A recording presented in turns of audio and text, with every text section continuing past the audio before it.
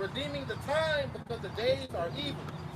All right. First and most, we'll give our praise to the Most High, all the law. Yahweh Ba'Shem Yahushua Ba'Shem Kakadash.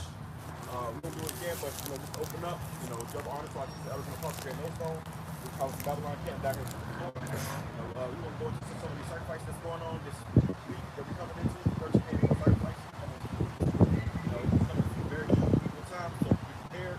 That's where we open up the faith. On the law. Yahweh Ba'Shem Yahushua Ba'Shem Kakadash. Giving all praise to our power, the Most High, Yahweh, in the name of only God, Son, Yahushua. All right, in the name of the Holy Spirit, double honor to our sister Elders in the Apostle, no phone, calling this truth. Down here in Tampa, Florida, published in Babylon Camp. And there's a lot of things happening this week, so we're going to go into these things, man. And it's our job to come here and prophesy against Babylon. Bring that back. The book of Ephesians 5, verse 15.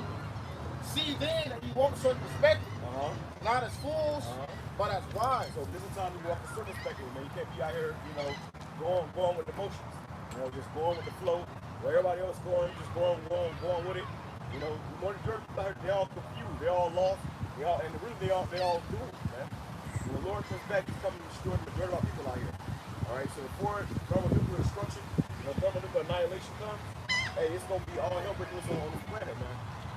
Which brings us into this whole, sacrificial time for these elites.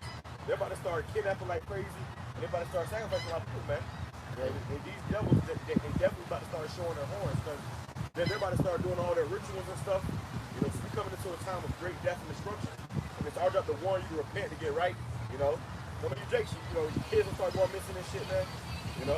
And if they go missing, bro, you ain't getting them back. All right, these devils gonna have them somewhere, getting sacrifices to Baal and shit, man. All right, so we're here to warn you about the time we're coming into, because yesterday, which was the 19th, was the first day of these so-called sacrifices. You had this guy that came over there, went down to New York, Manhattan, in front of the courthouse, where Trump was getting, this thing going on. He set us on fire, man. Which that could be, a whole, what is it? MK Ultra. They got motherfuckers on MK Ultra, then they set that guy to go out there and do that, part of the sacrifice.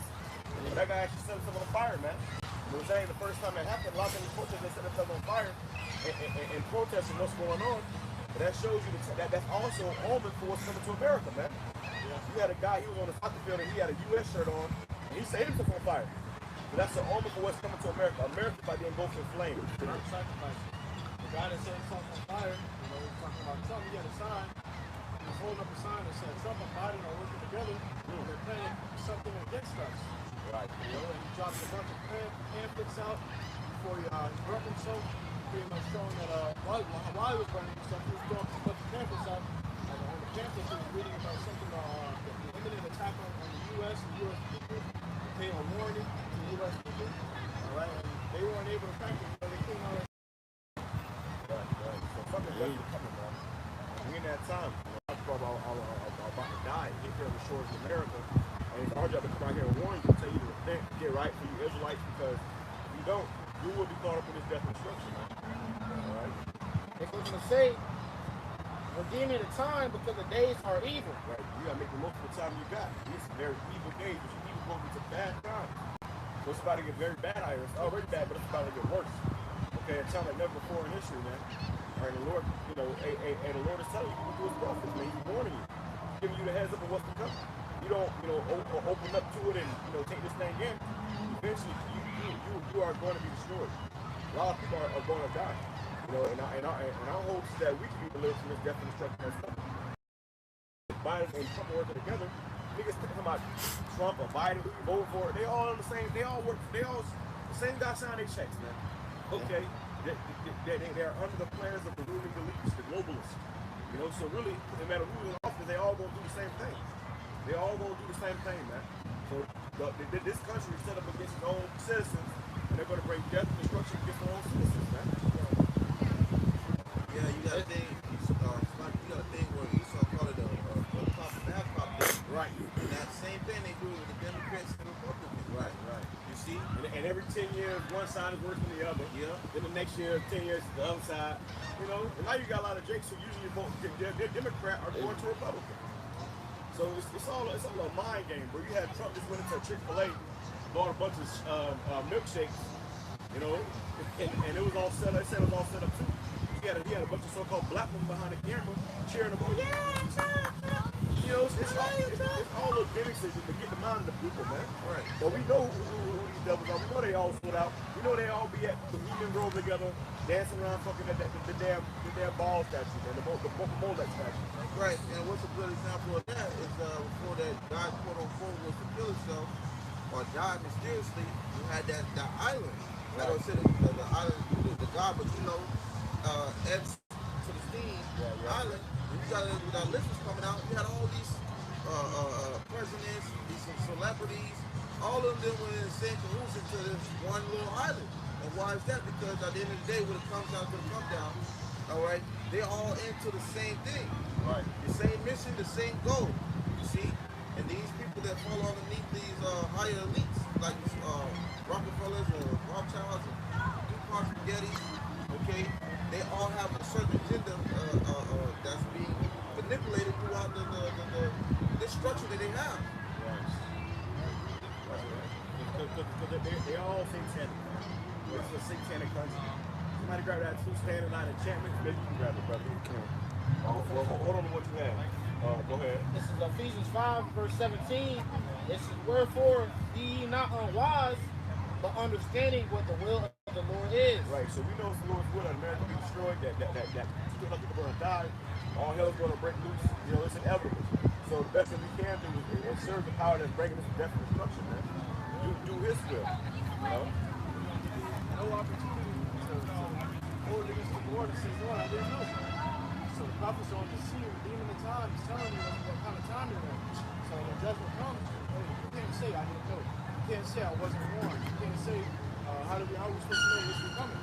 How are we supposed to know when we're coming? Lord will say my prophets are on the scene all the time. Right. He can show you the instance where you crossed the path of the prophets, man. And you said, no, I ain't coming there. You know, Lord, hey, videotape for you, man. Right. Well, it's all throughout the scriptures where the Lord's been giving warning. You know, giving out warning consistently. All right, the prophets that He set up, man. You know, you're constantly hearing this word being preached unto you, and you constantly deny it. So when it comes to a time where all hell breaks loose, you're gonna have where the scripture come to pass. All right, as always, when Scripture says Ezekiel 33, verse 33, then shall they know a prophet have been among them. Right. Same time for Noah when he was warning the people, they didn't listen. Then what happened? Sudden destruction. See, same thing now. All right, but here's gonna be fire. Right. And the Lord has raised us up, prophets in Babylon, man. I'd rather bring here prophesy against us to tell you what's coming. So here we are, you know, speaking and going into this whole thing with this sacrificial time. You know, let you know that be alert. Certain things what be looking around because wow, this is some great, you know, hell breaking news. And they're talking about this whole thing with Iran and Israel. They're saying that Iran is planning a damn attack over here on American soil. One that you can go into the supermarket and that bitch blow up. Ooh. So you never know, bro. So be alert, and that's gonna be all part of their sacrifices. See? So these devils, they already put this thing in place, everything in motion to bring great death and destruction upon the people, man. Right. And especially these so-called Negro Spanish communities. All right? They can't wait to sacrifice you niggas. Really. Right? For anybody. Right, on a mass scale. They tired of it. Right. This shit is gonna be another false flag attack. It's gonna be worse than goddamn 9/11. I remember that day, man. We had 2,000 people that died that day, bro. That was a mass sacrifice, man. All right. Yeah. The small hats across the damn building, watching it. People said they saw the building partying. You know, probably drinking blood and committing sodomy and shit. And we watched that place go down, and they was high that day. They was high on that damn that sacrifice that day, man. Right, yeah. I mean, add to the brother made a beautiful point, touching up on that 911 topic because, all right, at least they planned this, and it's not so far advanced that we just so happen to be within this 2 weeks. And sacrifices going on, man. And these Edomites are constantly looking for ways to destroy Jake. They all come together in one conclusion: how do we destroy the Israelites? All right, so it wouldn't be a big surprise, if a mass the murder still happened in a Jake neighborhood or somewhere where Jake really resides at, man. Well, because in Psalm 83 they said they want to cut us off from being a nation. And how is that? By setting up strategies to do that. And they set up these different type of ways to eliminate us, destroy us, and to take us out. I got a precept. It's the book of Micah 2 and verse 1. Woe to them that devise iniquity and work evil upon their beds. That's the devil. They're devising iniquity and they're working evil upon their bed. All right, before they go to bed, they're thinking of all these ways and schemes to bring us straight death and destruction. Now, that's how they get down, man. All right? You had, these Edomites, it's really Edomites that had a protest by setting themselves on fire. And you think that's the way to protest, but really all you do is some of the elites out. They really want to slay everybody anyways, man. You know, you think setting someone on fire is in a protest and gonna stop this man's show. It's not, all right? And in fact, you're glad to do that. Right. You really wish everybody would do some stuff like that. You know? Because they want, they want that. You know? That's just another sacrifice that it has completed its role to them. It goes on to say, Micah 2 1, it says, when the morning is light, they practice it because it is in the power of their hand. So it's in the power of their hand. You see, because Esau has it where he's set up, these certain agendas, all right, to his, formula that he's creating, and he has stationed it to happen a certain way. And even when it seems to be going somewhat different, it's all set up the way he wants it to be.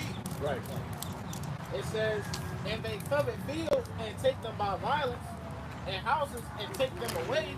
So they oppress a man in his house, even a man in his own heritage. That's what Esau do. They covet fields, take them by violence, no particular lands. You know, and I went into that earlier this week. What's going on over in Israel, bro? You got those Palestinians who, had a fear of being bombed. They had to leave their houses. Then you had the small hats run there to their houses, man. I'm talking about getting off buses and running to see what Palestinians they can steal first. You know, so they ultimately they want that land. You know, they want that land. They're trying to save the native people. You know, which the scriptures say when Israel go back to that land, it ain't gonna be no violence, man. So what's all this bombing stuff going on in that region? Y'all the people. Well, I was at the gym with the brother of the day, and in the gym I seen one of those Israelis, and he seen my necklace that got the name of the Lord on it. And he saw that's a Hebrew, and I was just kind of picking his mind a little bit. And I asked him, I said, "Damn, I said, what's going on with all the wars? I thought when Israel go back to that land, there ain't gonna be no more wars." And he said, "Well, God has to redeem this now." But that's not according to prophecy, because when the Lord redeems us, He's going to take us back to that land, and there's going to be no more war. Right.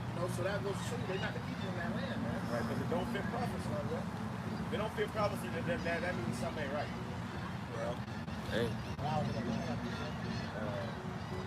that real quick.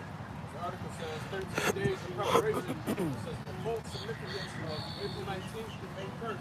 April 19th to May 1st, which is 13 days, and the first day of May is May Day. Okay? So May Day, death and destruction, baby. So that might be the day that the most sacrifices go down, man. Something serious go down. See, everything they don't know nothing about this, man. This ain't even crossed their path yet. They ain't even crossed their opportunity. They just been watching about some Drake and Future League or, Chris Brown and all this bullshit, bro. What is it? Hollywood Housewives and the NBA and who planning to play up. That's all bullshit, bro. They ain't thinking about this. So like I said, you better be walking into a store one day, and that bitch just explode, man. On some straight Sicario shit. You got all these people in here in this country that brought in here, and I did a video about that too. A guy said that how he had a car from the UN. The UN was paying him, man. They was giving him paychecks. They ain't got them people over here for nothing, bro. They're not paying them and giving them places to stay for nothing. They giving them orders. They say, listen, American people ain't gonna want to come up against their own people. We're gonna let y'all come in and y'all gonna come up against them down the line. Go ahead. April 19th is the first day of the 13-day satanic ritual day relating to the fire. Now, like I said yesterday, we saw a little bit of that. That was a sign. First guy, 13 days, and this guy just happened to go in front of the damn the courthouse that day and set himself on fire. This guy just happened to do that, and that was yesterday, man, the first day. So, what's gonna happen today? What's gonna happen tomorrow? What's gonna happen the next day? And what's gonna happen May 1st, man? This is the first. Yesterday was the first day of those sacrifices, and right there on you know, in the middle of fucking, you know, the street, God set himself on fire, man. All right, Like a statement was being made. right. 13-day satanic ritual day relating to fire. Fire god. Relating to fire. Get that? Relating to fire. So that guy set himself on. All you saw was a big ass flame in the middle of the street, man. So what are the coincidences? We put these things together, man. Okay? We supposed to watch for these prophecies, bro. You see these things happening in the earth. It's all significant. It all means something. That guy that set himself on fire for nothing. That was all for a reason. Scriptures say we're not ignorant of Satan's devices. Right. You know, so we know the Lord gave us the game plan, so to say.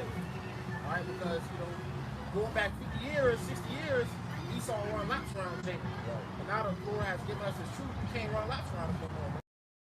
You're not taken by your stance. Right? It says fire god, Baal, or Molech. Right? Fire god Baal or Molech, which they all saw the same demon. And they've been worshiping this demon since the beginning of time, man. This is a demon that's been you know, sacrificed since the beginning of time.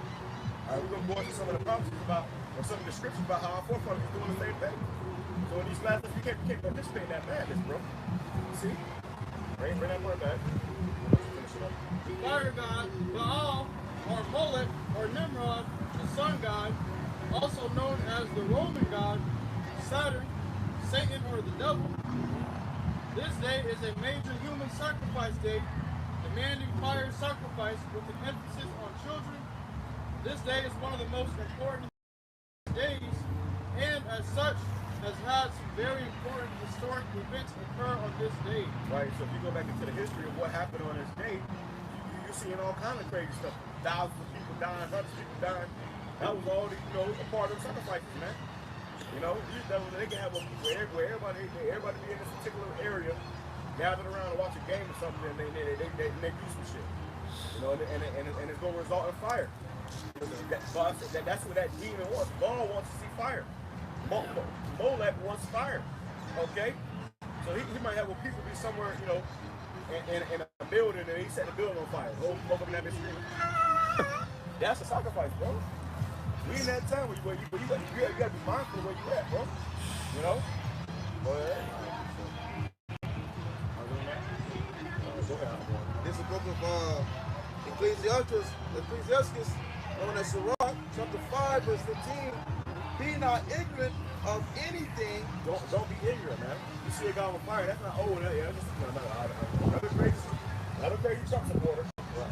Oh, can't be ignorant, okay? You don't want to be simple. You know, this ain't the time to be just going about the flow of things, man. You know, just be naive and ignorant to what's going on around you. The Lord said, be not ignorant. Go ahead. Be not ignorant of anything in a great matter or small. In a great matter or the greatest thing to the smallest thing. Don't be ignorant, man. Look, the Lord show us stuff in signs as well. Right. Your dreams and visions, the Lord show you certain things. So you can't be ignorant. All right? The Lord has warned us of the time that we're coming into and the time that we're in right now. Right. Don't be ignorant. Don't be simple. Don't be naive. Don't just look at shit and just keep on going about your day. You gotta actually ponder on these things. You also always gotta stay prayed up, bro. Stay prayed up. So you leave it to get in the car, pray. When you get back home, pray. Before you eat, pray. Before you go to bed, pray. Be always praying all day. The Bible says pray without ceasing, man. Because we in a time of great death and destruction. We need the Lord to deliver us, man.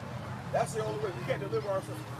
We're not gonna be delivered without your help. No matter how many guns, ammunition you got, no matter how many canned goods, no matter how many water straws or jugs of water you got stored up, without your whole shine, we ain't got nothing, man.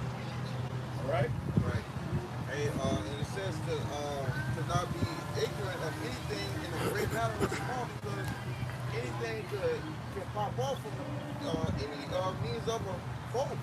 Something major, something big can pop off, but next thing you know, all hell breaking loose. Right. Something small can turn into something major, so all hell breaking loose. It could be as a statement, it could be used as some type of form of pushing forth some type of agenda, you know, so we can't be ignorant of these things. Right. You know, it's something to be aware of. That's why you said be circumspect, okay, not as fools, but as wise. Because within the days of time, because what? The days are evil, rough and paraphrasing. Right. We used to evil times, man. Right. So if you understand that through the spirit, you're gonna be moving accordingly. You're gonna be walking in the spirit, man.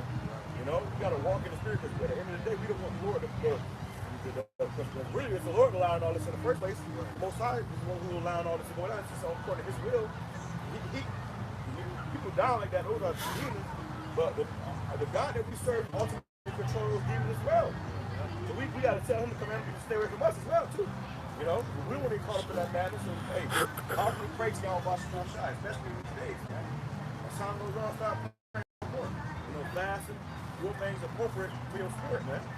If you constantly, you know, indulge in the flesh, you know, trying to enjoy yourself, you don't get caught up, bro. All right, you make your part of these sacrifices. Go ahead. And you also got the time, so we got to turn this on to it. Get the wars, you got the wars, the early wars going on, the many earthquakes, the riots, the uproars, the tumults. Okay, and then this devil tries to do sacrifice in the middle of all these things, man. You got to think about what are they actually preparing for? You know, what are they preparing themselves for? Next week we got the so-called Jewish Passover. Okay, they got the red heifer they're trying to sacrifice. All right. And they got the red heifer from Texas.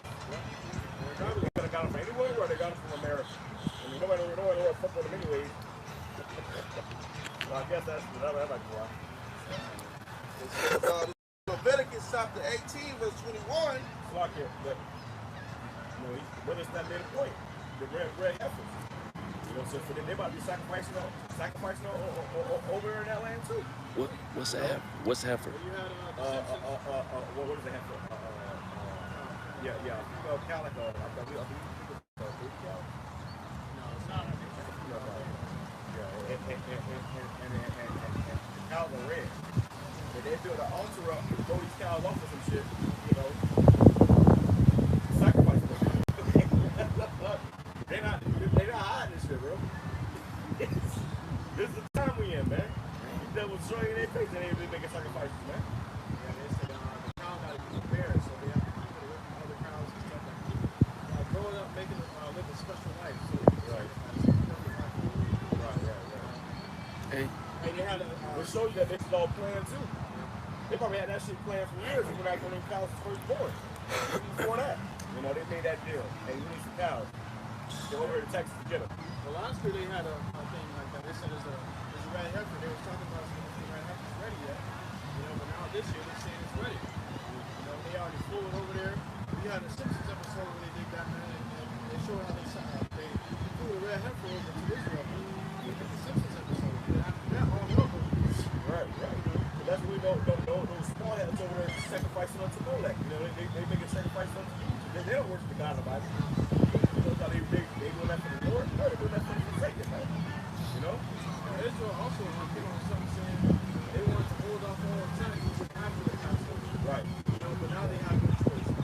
Right. So that's good. Because Iran strike though. Now they strike the back. Iran somebody strike the back. And Israel fucking demonic. They saying that they gonna strike Iran's nuclear bases. Iran is an ally of Russia, while Israel's an ally of America. So you got these, these two big guys in the background, like, all right, fuck with him, fuck with me. Right. So eventually they're gonna get drawn into the war. Your shit is gonna hit the war. Really, you got nations that's fight like even with Russia and Ukraine. Russia and Ukraine wasn't about Russia and Ukraine. It was about Russia and America. Because Ukraine was American ally. So really America was sending Ukraine all the funds and shit to try to weaken Russia. That's why Russia keeps saying, hey, America keep fucking off. Keep fucking off, bro. You got some big country though. And right now, that boss I was going into it, bro. They they saying that Russia's all out of, those big missiles. They will have no choice but to use those nuclear missiles. And Israel said, if America stops supplying us with regular weapons, we're going to resort to using nuclear missiles. Right. I saw a post earlier today about Zelensky doing his happy dance because he got aid from America, man. $95 billion. Of your fucking tax dollars. You ain't got 2 pennies to scrub together. I didn't say the 95 billion. I saw a video, bro. I believe it was in Philadelphia. You had a bunch of people in line to get their taxes approved. And it was literally not even around the block, it was around like 3 or 4, 5 blocks, bro. People in line. And the lady was coming from the front of the line. I was like 5 o'clock, they say, hey, all y'all gotta turn around. It goes down, bro. So they ain't got your tax money, bro. They should have your tax money, maybe it ain't spread up yet. They should show your tax money over there to Zelensky, man. And he put it up his nose. He buying another damn yacht, man.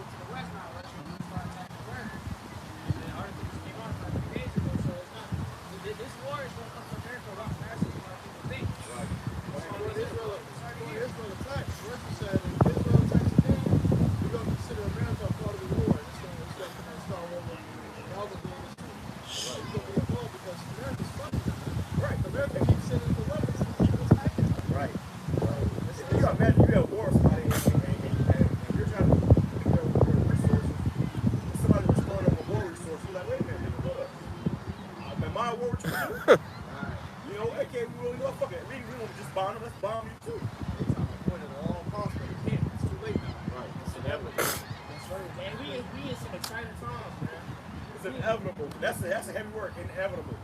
Meaning no matter what is going to happen. That word alone sounds like doom. Right. Yeah, anytime somebody says something edible, it never means good. Right. I believe Thanos said that. Thanos said that. He said, "You're gonna live for defeat. Will that bring back to me?" Inevitable. Right. Hey, Thanos. Yeah, right. The Howard Shaw. That's why he got the Infinity Stones, which goes back to the stones represent the tribes of Israel. He had purple and gold. They made it purple to represent a black man. And he was played by Emac, but that Emac might be a chick.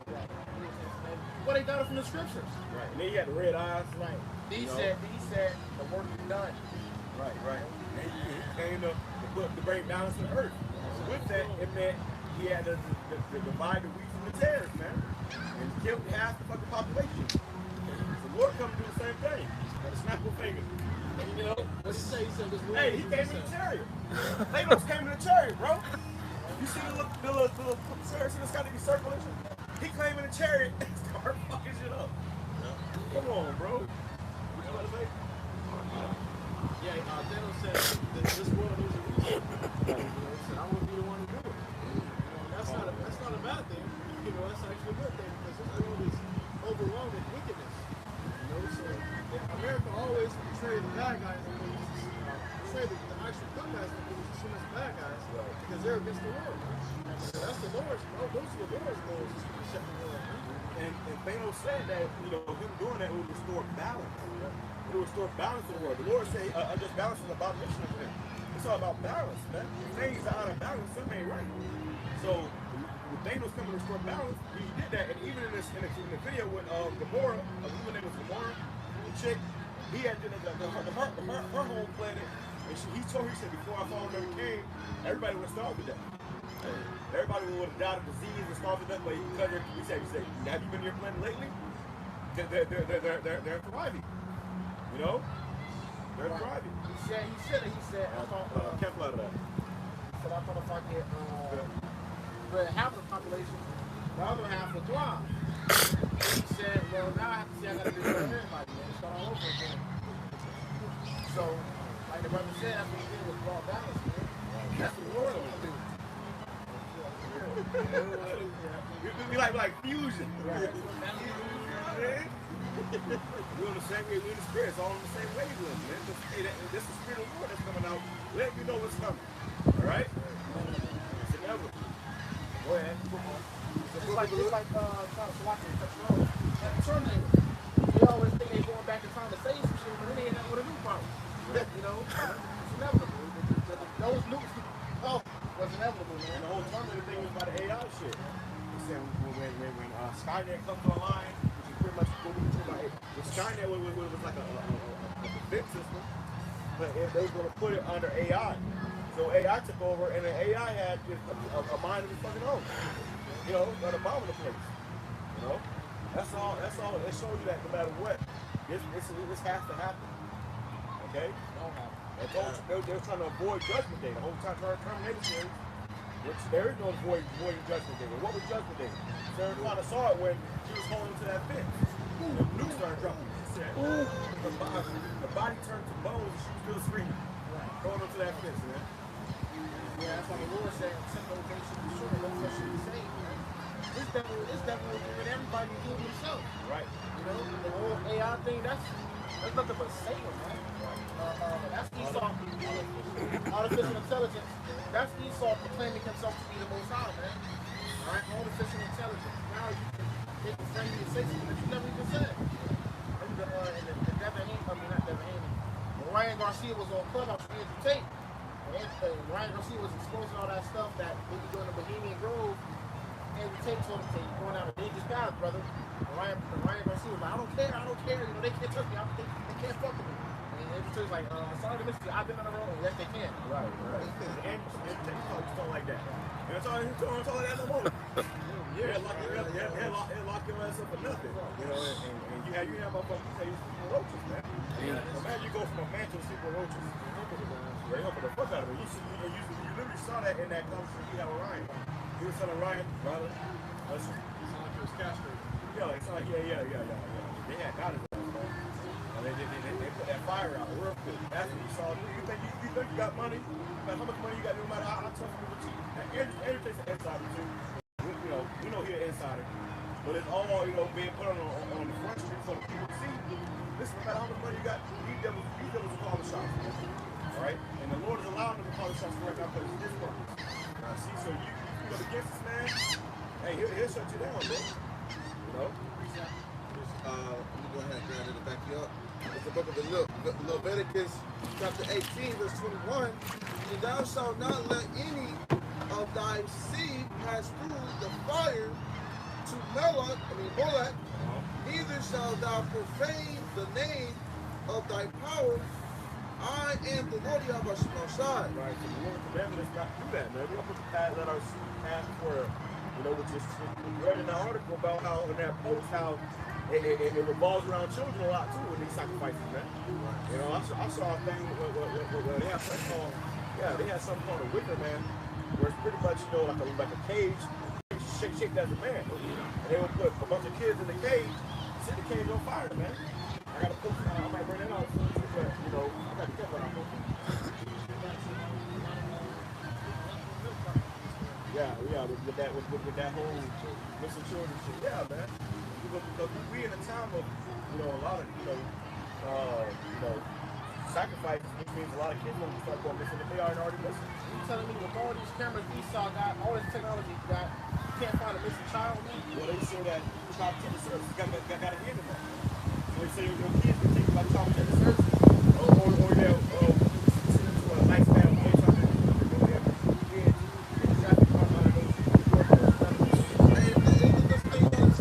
Hey, that's what the whole New York tunnel was about, bro. With the small hats. Yeah. Those small hats was camera get children up in there because they got it in sacrifices. This is how they stay. This is how they stay on top. They're making sacrifices. If I may add, I seen a video recently of this team going to New York to interview this gang, some type of green gang like that, and they basically Chicago or something like that. It's called with a T. Yeah. But the Edomite basically he went to visit the gang, and they as a joke. They opened up a drainage, and there was a tunnel. Yeah. And the dude was like, I got to use the restroom. They was like, all right, we got you. And they opened up a drainage, and they followed him into a tunnel. And he used the restroom in there, but it was basically like a whole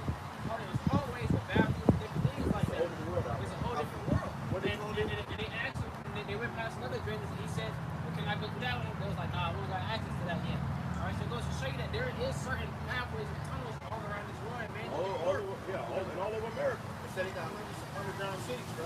And literally like underground cities. We say tunnel, you see somewhere tunnel. Right. They really got underground cities, bro, where half the population is that much.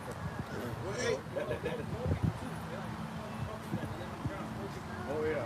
Well, you know what's about. Hey, Slocky, and that's what the movie you see movie did Demolition Man. When that whole shit happened, he was living underground, bro. You know, so there is a whole underground underneath us, bro. The whole world. They got cities, they got highways, you got trucks that go in these tunnels, and then they go underground. They literally driving for miles. Hundreds of miles. You can cross the country underground. They have underground highways. They don't like a bunch of shades and shots be like nice. Right. They got malls. It's all lit up. They got stores. You know, all that, bro. Yeah. Hey, So who down there? They ain't telling you niggas about that. So even we know the nukes gonna do overkill, but even if it's gonna get tuned, you gotta go cave in. But even if there was a chance that it was one or two nukes, or you can go down there and they ain't telling you niggas about that. You see? They got the power to create the things that they have, man. Hey, good testimony. I was back in middle school, man. 6th, 7th grade. I was talking to this one girl. I went to her house. And her dad had an actual fucking movie theater in the house, man. I was like, whoa. You know, but they got that on the low level where you can meet somebody in school and they're in public school. Go they fucking in my dad's house. They got a movie theater in the house. How much more do they have on the ground in these bunkers? They're not very well taken care of. These people got generations full of food, man. Right. Those are the last them for generations. You know, we gotta survive paycheck to paycheck to get something to eat. You know, scraping up pennies to get something to eat. These people got food for generations. Yeah, and like I said, they had the trucks going down there, and then whatever trucks they're doing, they're going down there to deliver food, bro. I did a video not so long ago about they found a military bunker, and they had enough food there to feed the whole world for 100 years. Dang. Yeah, and then it was literally shelves like buildings, bro, and just food. Right.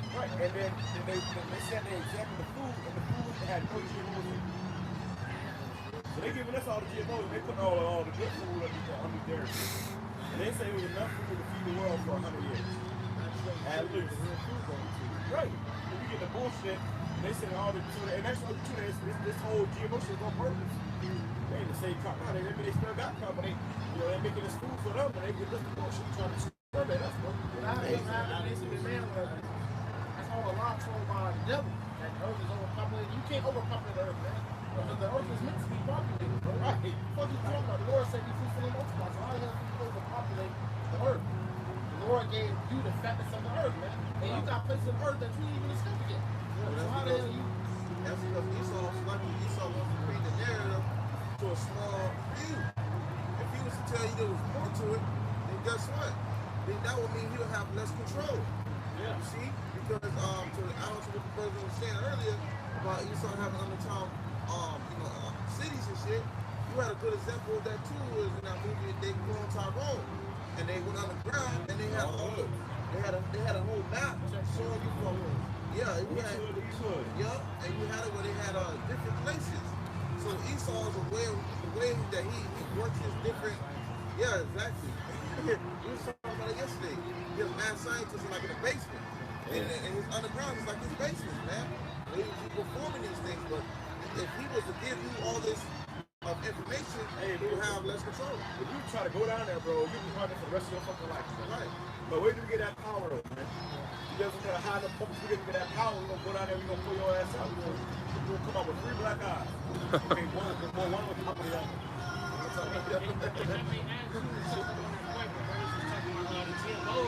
I had seen a video too on YouTube about rats, how they do experiments with animals.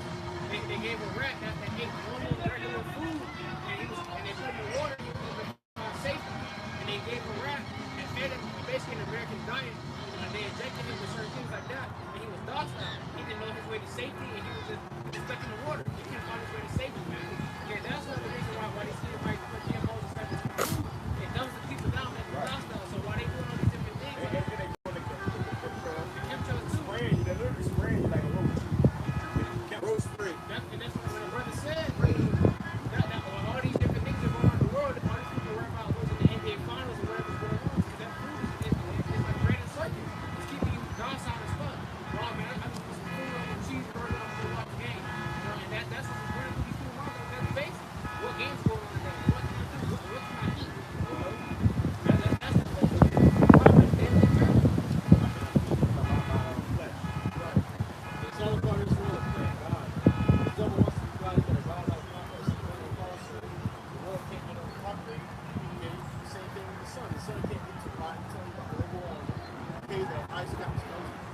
can't go past his bounds.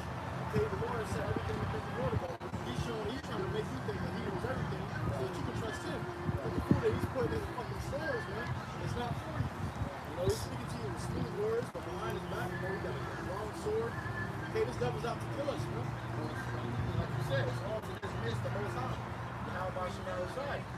How the hell can it be global warmer when the Lord created everything? He said, it is good, it is good, it is good. He balance everything is perfect harmony. The world has endless resources. Right. That's the reason the Lord created. The Lord gave trees. When the wind blows, the seeds scatter and they grow trees. And then the trees the air. In the air, give us oxygen. That's another reason why he can take a lot of rainforest down here. And this devil, he's the cancer. You know, he cut it at the roots and the trees can't grow back up.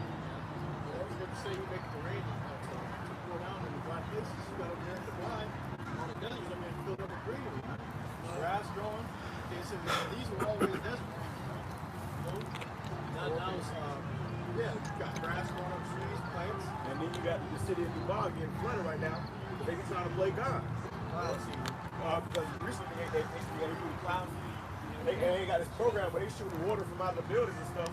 You know, to try to, they make fake rain. Then what the Lord do? He sent real rain. He sent a year's worth of rain in one day. And I think 13 hours. They also had that cloud issue too. Touched on what you said, the Edomite showed it. It's called cloud seeding. Cloud seeding. And it was the Edomite showed it in the background. It was a machine, and literally it was pumping out nothing but big white clouds, man. And they were just going up into the atmosphere, man. And it goes, like the brother was saying, Esau's trying to play God. Trying to block out the sun and trying to do all these different things, but ultimately you can't stop the will of how much you and that's also how they modify the damn weather. Right. They control the weather. They control, tornadoes and earthquakes. They control all that stuff, man. Yeah. For me, I was watching a video. I think it was watching. I was watching Edomite. He was flying a plane over these clouds, and he was giving me the full description of what they do when it comes to time for when rain needs to come, for the time for croppers, to feed the water. They will fly the plane and spray and shoot out these type of liquid beads or whatever, and it will be able to control the water flow or clouds so it can rain. When I seen, I said, well, damn. Well, Esau got a big ass system, and it's called a HARP system, and he uses that to control weather situations as well. So if they got that on a little level, how much on a major level? Right. That's why you have situations like over there in Dubai, where shit is going haywire, because eventually that will turn around on them. Like you seen in that movie, Geostar. That's what the hell you're seeing over there. Geostar up there. Yeah, principle. Come on, that's right. That's the book of Ezekiel chapter 7 and verse 5. It says, thus said the Lord, Yahweh shall shine evil, and only evil alone is come. All right, the brothers will touch up on these sacrifices. All right, the Lord will free all these different things coming, man. Evil and evil only is to come, man. All right, and it's only going to get worse day by day, month by month.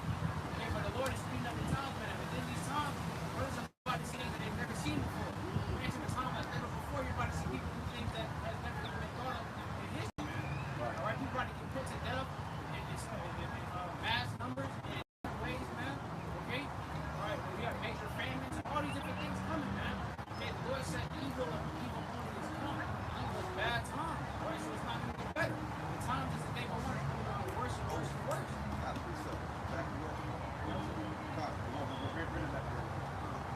Ezekiel chapter 7 and verse 5, it says, thus said the Lord Yahweh shall shine, and evil and only evil, behold, is come. Evil goes to bad times. Hell is bad. These times. Okay, so coming some bad times, bro. Time going like all of that is definitely ramp up. We coming to that time, it's only that time. Good time, people hanging out, bullshit, kicking shit. We coming some evil times, bro. So you gotta get on your house, you gotta get on your house, shine, bro. If not, you will be caught up like that destruction. Right. And what the Lord said, he create peace and evil.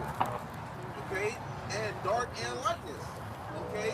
So the Lord's in control of all these things, man. All right, you can see that in Isaiah chapter 45, verse 7.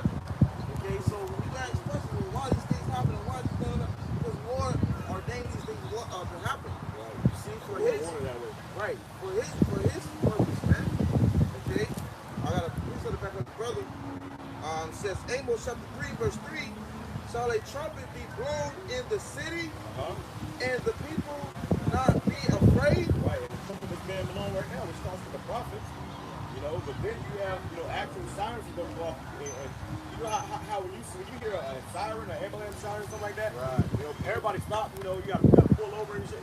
Hey, you know, yeah, so, you know, hey, if you're afraid of those sirens, and, you know, you got these sirens for those loops.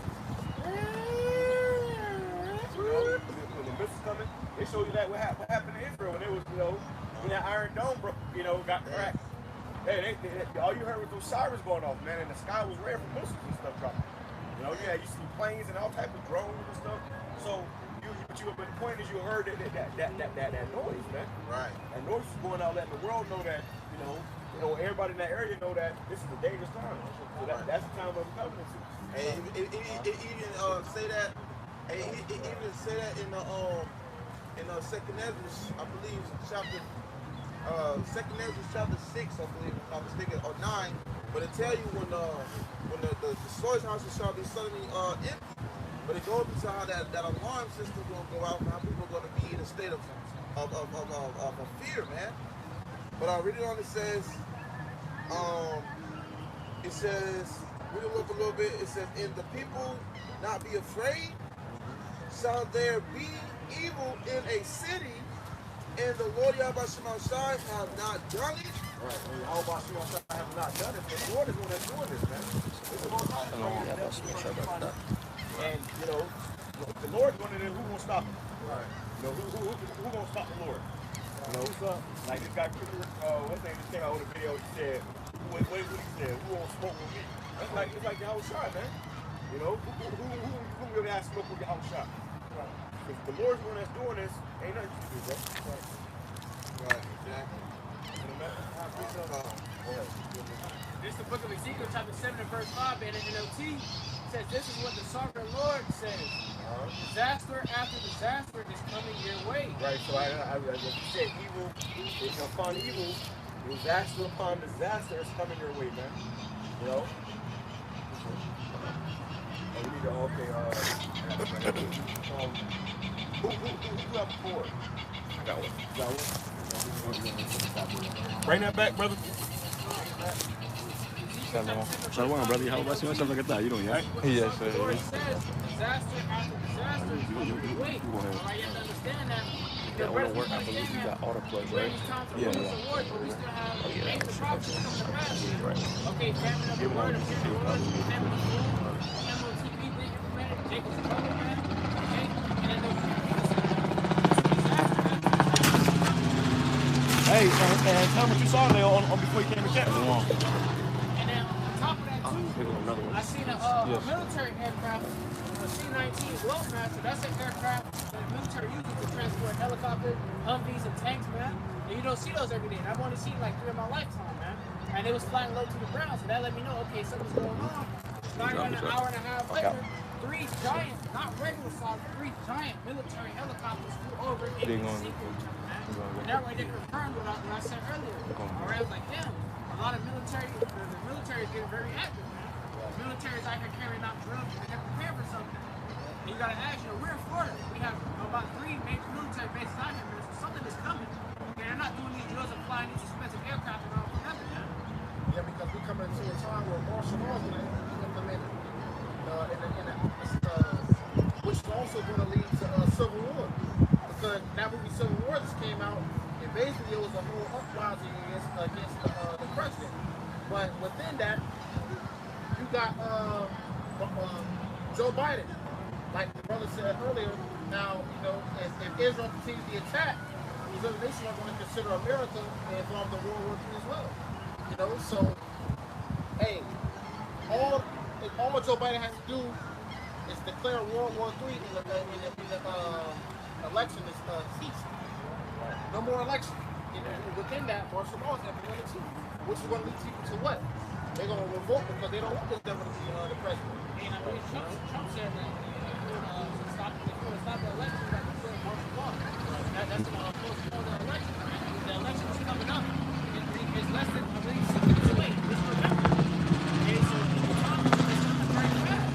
That's why you got to go back to Israel. And the farther they go into the country, Israel's going to, right forward and boom, you're like So we're going to see a lot happen within 2024, like the cost of our economy. right. And Biden said that. Biden said that if Israel goes into a conflict, we all got to go into it. Got to it. Y'all ready to hear about it? Yeah. They're not real quick. Right. This is from Jackson. Jackson Hinkle on Twitter. It says President Biden says the United States may be dragged into a Middle East war if Iran escalates its attack on Israel. Right. He said, bring it back. It says, and obviously it's gonna escalate, man. Because none of them are gonna say ceasefire, man. Israel say, oh, we gonna annihilate them. And Iran said, we gonna annihilate you. You got them over there talking about ETA, burning American flags. Right, so you know where this is leading to. They want America to get involved, man. it's going to munitions, conflict, because America ain't ready for war, man. Look at the men. First and foremost, look at the men, bro. The men all soft and feminized, man. Yeah, the scriptures say how her men forbear to fight. They want to fight. They want to get popped. You guys don't want to fight. They want to get popped. So, and these nations, they know that. They see what's going on over here in America. But Biden pushed that too. How you want to feminize your fucking whole army, man? Even the military now. The military now is nothing but a bunch of sodomites and women. You got that one video with the military soldiers on Twitter.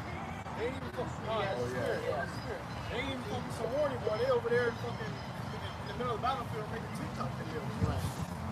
Twisting their hips. Yeah, twisting their hips, dancing and shit. Okay? This ain't, America ain't got it, man. And this ain't 50, 40 years ago. Because it's the same. Hard times make strong men make easy times make soft men. And now these men are soft, man. They weak as all hell. Right? Everybody, they have TikToker and flip-flopper. Right. I'm going to get you in the phone. It says, President Biden says the United States may be dragged into a Middle East war if Iran escalates its attacks on Israel. Right. So America's going to be dragged. He didn't say we're going to go into it. We're going to be dragged into it. If America, or what it said, Israel is attacked. So, and they already said they're going to do that. So it's already, they already say what they're going to do. Yeah. And Biden telling Netanyahu not doing it no more, but he's still doing it anyway. So, and Israel is the biggest welfare state to America. So America got to help. They got to, send all our tax dollars over there. Yeah, they got a choice. Israel said if they stop, guess what? You can pull out the nukes. If one nation pulls out the nukes, everybody pulls out the nukes. It's like you all gunnery. And you got your gun. Everybody now we can plant it. So everybody gonna pull on. Right. If I may add, it's not like how it was before, where America bombed Hiroshima and Nagasaki, the whole world kind of stood back. Everyone, like the brother said, everyone's on that same playing field now, okay? You use a nuke on my ally, I'm gonna nuke you. And then, the next person gets nuked, the next person will get nuked. It's a chain reaction, okay? That's gonna end, ultimately gonna end with America getting destroyed. Well, it's written in the scriptures. The scriptures say, hey, you'll never see an army like this ever again. Neither have you seen it before. Okay, so that goes to show you when one nation pulls it out, everybody gonna pull it out, and you're gonna see that army one time and one time only. Just like you had in the ancient wars, you had one side shooting arrows, another side shooting arrows. This time it's against the continental arrows. Continent to continent, man. All right. And coming out of the water, they came out and said America gets bombed. They got submarines under the water that's gonna automatically shoot off. They said one submarine can wipe out Russia. They have submarines too that can create radioactive tsunamis too as well. The military. Yeah, but what's crazy is that we know that the nation that's gonna be completely annihilated is gonna be America. Right. Russia may get hit, here and there, but they're not gonna be completely annihilated, man. It's by prophecy that the two areas are gonna be completely destroyed is America and the land of Israel. Israel's gonna be built back up, but America's never gonna be inhabited again. So when they shoot these nukes, no matter how many nukes America got, all of them might turn back, might get them in turn and shit. Exactly. But it is real. So they all gonna turn against America and Israel. Right, because when you look at the way that Esau has the system set up, it's already crumbling from the inside out, man. You know, and all these other nations can see it. All right, so at this point, that's why they're looking at it like this bitch ain't gonna be able to do nothing when it comes to us doing something. Right. You know what the Lord might do? The Lord may have it where America get hit with nukes. The countdown comes, final countdown, and then the Lord may have it where He makes it where America's nukes don't shoot. Right. America gun jam, and then all of a sudden, the nukes hit it, and it's a bigger explosion. Yeah. Overkill. This is gonna be done in silos. You're gonna get hit by another nuke from the top. Boom! The ground gonna be like a fucking wave, bro. The whole earth gonna shake. The whole earth gonna shake. Then you got damn Yellowstone. Nukes gonna hit Yellowstone. This motherfucker gonna be through, bro. Overkill. That's gonna wake up the Bible. Right. Bible will come out, finish the job. Nothing to do. We about to see. We are living in the most exciting time in mankind. Right. In history. This is the most exciting time to be alive. We about to see all this shit. You know, we about to see everything. All about shall we get through it. We see it to the end. That's the goal, to see it to the end. So there be some standing here that shall not die, that shall not perish. So if you got people standing that's not gonna die, then they don't see it all. Being on the shores of America. That's why the Lord said, only with thine eyes shall thou behold the seed of the Lord. Right. The Lord will actually reward his men by seeing the reward. You're gonna see this because we've been prophesying against this shore. Hey, that's first we're gonna see it on the ground level with people starving and famine and pestilence. Famine and destruction, thou shalt laugh. You're gonna be laughing when you see people dying for nothing. You've been prophesying all this time. We were warning people what was coming. We've been telling you what was coming, right? So when it comes, we're gonna be laughing at your ass. Up until Yahweh righteous out, we be the elect, we get beaten up into them chariots, and we're watching this place completely get annihilated with hit and pelt with thermonuclear missiles. From a bird's eye view. Bird's eye view, you just see the nuke go in, and it just lights up. It's like watching fireworks upside down, baby. What's a better feeling? Right. What's a better feeling in the entire existence of being alive, drinking wine the Lord and watching the nation prophesy? That's the ultimate show, bro. You're drinking on the Lord. You're chilling. You ain't thinking about a damn thing, bro. You ain't worried about bills. You ain't worried about nothing. And then you just sit there sipping wine with the Lord, watching America be sure. That's like the greatest fucking, light show, the greatest fireworks show. Right, you get to see the reset. That's a hell of a finale. You get to see the reset of everything being clean and swiped out for a new play, a new one, man. You know. It's good to say, blessed is the man that liveth long enough to see his enemies overthrown. Right. So hey, we're gonna be blessed and we're gonna be happy, man. So hey, Lord, what do we do as men if we get to make it all the way to the grave and watch the enemy get cracked? Yeah, that's the goal, man. That's the goal. That's the primary goal right here is to be saved, bro. We're not trying to be here. We're not trying to have a mega church. We're not trying to be the biggest and the most deepest and the most profound. We're trying to get the fuck up out of here. Right. That's the goal, bro. Fuck this place. You know, we get poisoned every single day, all day, bro. The air you breathe, the water you drink, the food you eat, you're being poisoned. Down to the clothes we wear, we're being poisoned. Yes. Lord don't come soon, no flesh shall survive. Nobody gonna make it, bro. So that's why we need the Lord to come. That's why we gotta be on fire. And Paul was going into that, man. Yeah, get on fire, get a step. This is time to start turning up, or amp it up, get in the spirit, because time is fucking short. You see what's going on over in Israel? Why the fuck they playing with videos, bro? You see what time we in? It could be fucking months to, weeks to a month, before this motherfucking place goes completely under the ground. Completely fucking post-apocalyptic out here, bro. You got that show Fallen that just came out. They show you post-apocalyptic America. Listen, man, there ain't gonna be no post-apocalyptic America. The way I see it, those post-apocalyptic movies is gonna be America before the goddamn nukes hit. This place is gonna be hell before the nukes hit. There's gonna be no food before the nukes hit. We're gonna be eating each other before the nukes hit. And the nukes hit, that's gonna be the rain. That's gonna clean this place up, man. See, so us seeing something that's coming, what manner of spirit should you be in? Go ahead, the part. This is Isaiah chapter 14. I want to start at verse 10. says, all they shall speak and say unto thee, art thou also become weak as we? Art thou become like unto us? Right, and that's America. America become weak. They become like unto the other nations. Why? Because they got nukes now. Russia done armed them with nukes, man. Okay? That's why America hates Russia, because Russia, hey, they not tied to America. You know, and they arming them with nukes. America has put sanctions on Russia and Iran. So they got to work together now. All right, and then working together and say, hey, they getting up with these African countries, these other countries, they ask them, hey, do y'all want nukes? And imagine America just bombed your whole country up, you ain't got shit else. Motherfucker offer you a chance to get back at the motherfucker that destroyed you. What you think they gonna do, man? That's the scripture, like the what? Say I am strong. Well, that's like, it's like these motherfuckers around here watching battleship. Right. You know, these motherfuckers around here shooting missiles at each other. Right. Hey, America like Debo, man.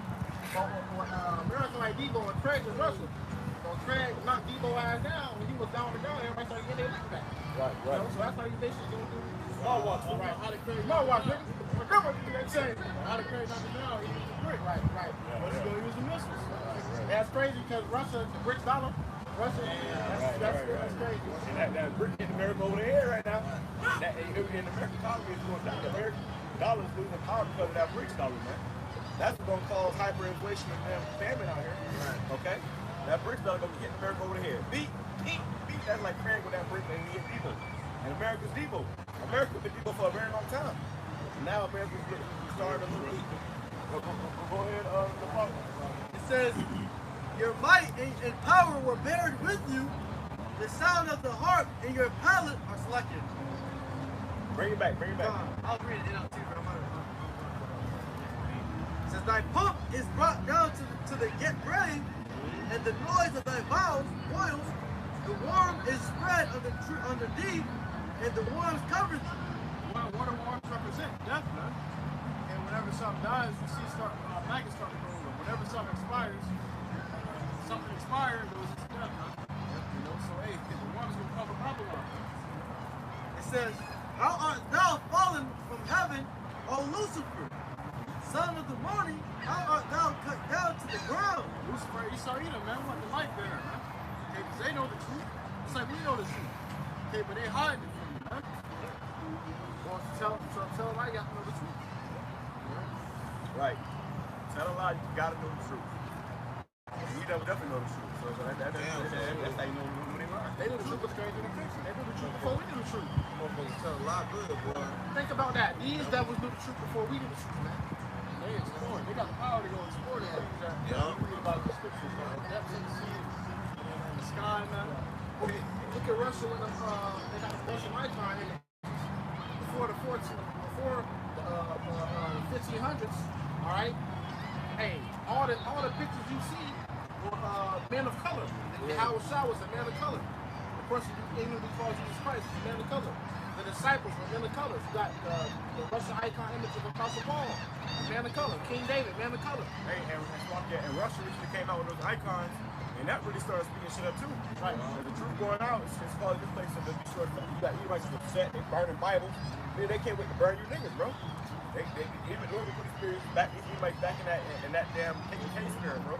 So the Lord's beating the sounds, man. All right, but also you have people that said that that Russia will be reverencing a black god now. Wow. You know, man. And they know that it's their job to burn America. But they said the people of, I got a video, people of Russia will reverence a black guy, black Jesus, basically. So, and Americans coming with, white Jesus. Which is the biggest form of white supremacy. Right. So all your works is being cast down, man. All the shit came like the week said when you see the apostles of Bar and the apostles teaching, he said we spent trillions and billions trying to get this away from you. How do you know this? So that's the Lord is raising, the Lord is exposing him in the midst of that. He's raising us up. Like I was thinking about that movie called Birth of a Nation. This is the real birth of a nation right before your eyes.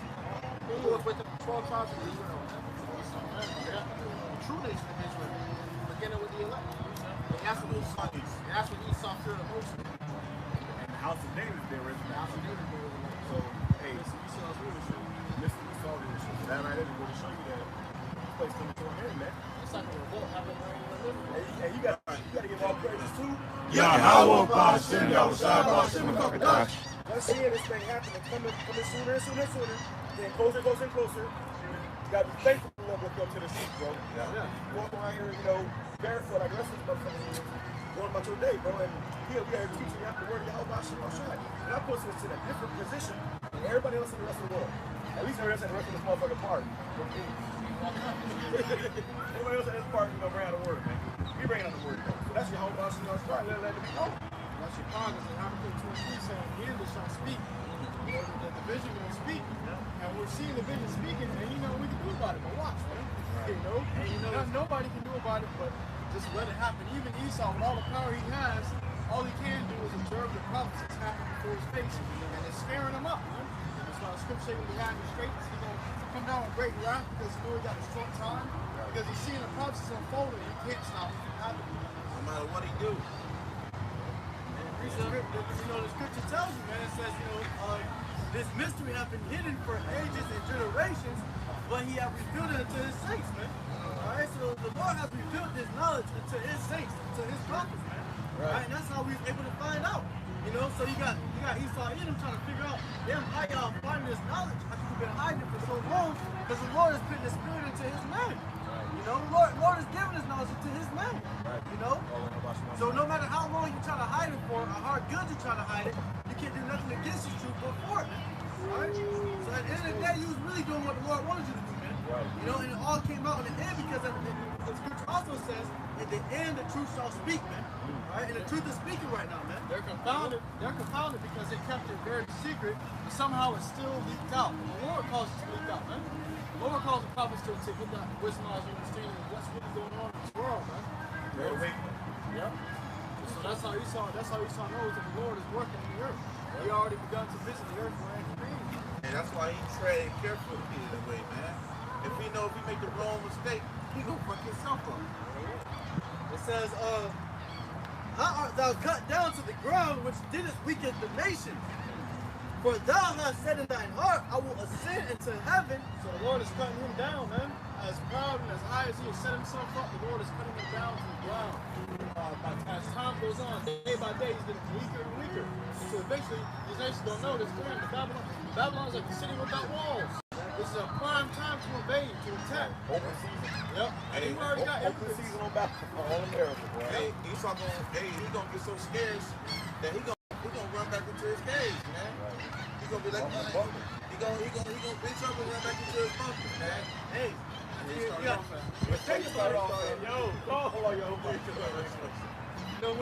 think about it, man, Esau's a big ass bully, man. Alright? And then, the bullies start losing power when the people he's bullying are starting to get bigger. Right. So all these other nations are starting to arm themselves with more, and they're getting stronger. So no one's scared of big bad Esau anymore, man. Alright? Everyone, is stepping up against him. So Esau can't just do, certain things, lightly, man. Right. It says, I will ascend into heaven. I will exalt my throne above the stars of Yahweh. That's what the devil think to do. He's like trying to go to Mars and space stations and this and the third. He's trying to exalt his, and ultimately what they're trying to do that certain shit too. Right. Because really they're trying to open them soaring up portals up, going to a different dimension where the Lord is, man. Yeah. They realized they couldn't go to motherfucking space. So they say, you know what? I saw them chariots come to a portal. And they gonna try to come through them portals, man. Hey, all right. Esau trying to create his own goddamn portal with that collider. But hey, all he doing is letting himself down, man. Up his instruction. That's it. The Lord gonna open that portal and say, Jesus. Hey, he's gonna let the dogs out. But he said he already saw one. Yeah. And he's like an invisible being. They can detect the being in the portal, man. A fourth dimensional being. Hey, the Lord sending hostile time to that motherfucker. Running with his bulls, with his bullhorns. Now you're gonna start seeing. That's why they're gonna start seeing more, demonic possession, more fucking shit going on earth. We're about to literally turn from the upside down. That's gonna be all my small start putting great hell in this place, bro. America's gonna be the worst place. It's gonna be worse than Afghanistan and Iraq. They'll get this rain on. America's gonna be worse than that, bro. The ground gonna be shaking. Ain't nothing you can do about it. It's the Lord's chessboard. Do the pieces. All you can do is be moved. Chess pieces don't move on their own, man. You know, so all you can do is watch your eyes until the kingdom falls before you. And not only that, you know, to add on top of all these nations destroy your ass, the Lord's gonna put his power into his men to add them to his spirit, man. Alright? So not only are you gonna be getting destroyed by these other nations, but the Lord's gonna have his own men, you know, putting power in his own men, and the angels are gonna be zapping the niggas, man. You know? Ain't no running from it. There ain't no running from it. If you escape the missiles, there ain't no kind of angels after your ass, man. Go ahead.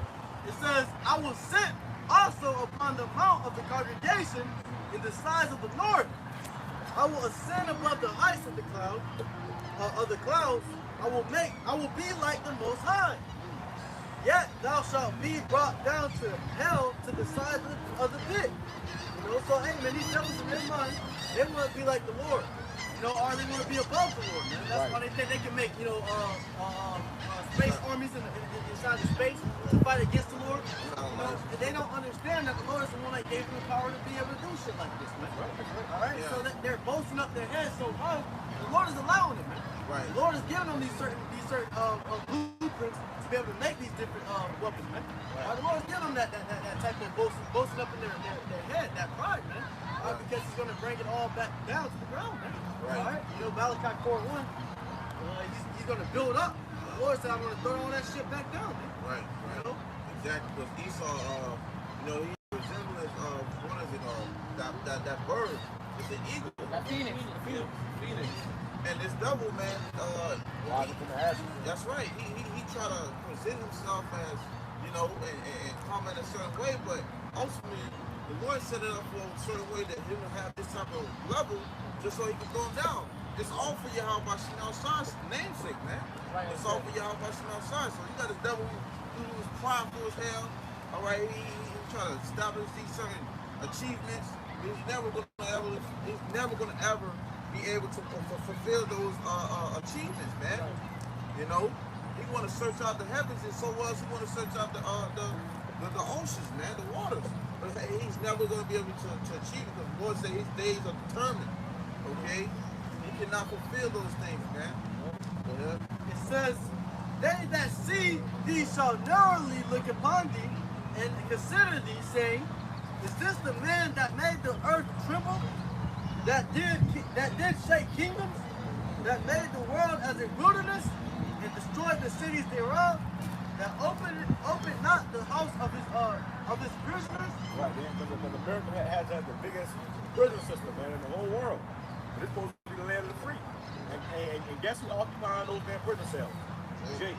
Okay, so-called Negroes, Hispanics, and Indians are the highest population in the prison houses, man. All right? And when Esau's his being so low, he's going to be looked at like, damn, this is the person who was ruling so greatly at one point. Hey, and they said how, oh yeah, you won't be put in slavery unless you commit a crime in their amendments, right? Well, now they lock you up for some petty shit, and you saw a slap on the wrist. Before you know it, you in prison, you know, turning big rocks into little rocks, and they got to fucking picking rocks and shit for a penny an hour, man. Well, they still got some of those in certain states. But by the end of the day, you got what, $10? That's why or it's like at 10 cents. That's why a lot of them $10. are falsely accused. So, because slavery is the most booming business, man. Right. You know, you got slaves. That's how America got to where it was at. Yeah, right. Free slavery, free labor, bro. You got motherfuckers working for free, then you get all profit. All profit. Yeah, the video that one Jake was telling Jason to stay out of prison because they had him, they basically all the Jakes outside working in the sun. I believe it was on the farm or something like that. The plantation. And had the Jakes doing work and picking cotton and all these different things. How the fuck? This is modern day slavery. And when you butt up against it, they threw you in a hot metal trailer in the sun, man. Burn. Right. Or they shot your ass. He said the Panther had notches on his belt. Right. Underneath, he had been shot, man. On the horse, too. Yeah. So, they walk around on a horse like you in there. Imagine you fuck up like that, bro. You do this shit, they'll put you in prison, and then now you back in slavery with them. Right. You know? And they got your ass working, bro. You're in a more harsh and rigorous oppression, man. And that's what Esau wants. That's why his prisons are ran from the same ones that's in the high elite banking family. These ones ones that's in high power, okay, here in his kingdom, it's the same ones that's running these prison systems. Right. The same ones that's telling you and speaking good words into you, smooth words into you. It's the same ones. It's all corrupted. You see? And when you start putting pieces together, you're gonna realize this is why, hey, ultimately this place is gonna be destroyed, man. Because it's ran out of wickedness and the etc. things that are going on here, man. Watch that movie Antebellum. It tells you about it. A woman, Jake woman, you know, she was in a successful job or whatever, but she got kidnapped by a bunch of Edomites. Okay, and they took her to a place where they were still doing slavery, not hardcore slavery. Right. And she thought she was dreaming. Yeah, well, you know, she thought she had like went into the past Oh God. on some shit. But they found out it was the present because when she found out motherfucker had a phone. And what it was there was one of those reenactments, those southern reenactments where you might do that shit. Let's say you saw him feel bad. He has reenactments where they reenact the Civil War, or reenact plantation life and slavery life, and you won't be able to tell the picture if you go there, man. They wear the same clothes that they were back then. You know, they were watching technology. So that she saw that they had a phone, she's like, what the hell? Right. And then they were like, what the fuck? So then, you know, realized that shit probably down here in the South, bro, you take the wrong turn in late night, boy. Crackers come out with their trucks. Right. Hey, man, if you on the wrong side of town, they gonna put you out on plantation, boy. Hey, They see that movie Antebellum? hey, for real. See that movie called Antebellum? For real. That type of stuff happened. Yep. Cracker snatch your ass up. You think they'll got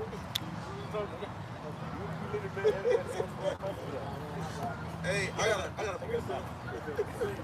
Hey, but yeah, man, and you know, with this whole, thing going, they probably ain't got motherfucking kids captured up somewhere,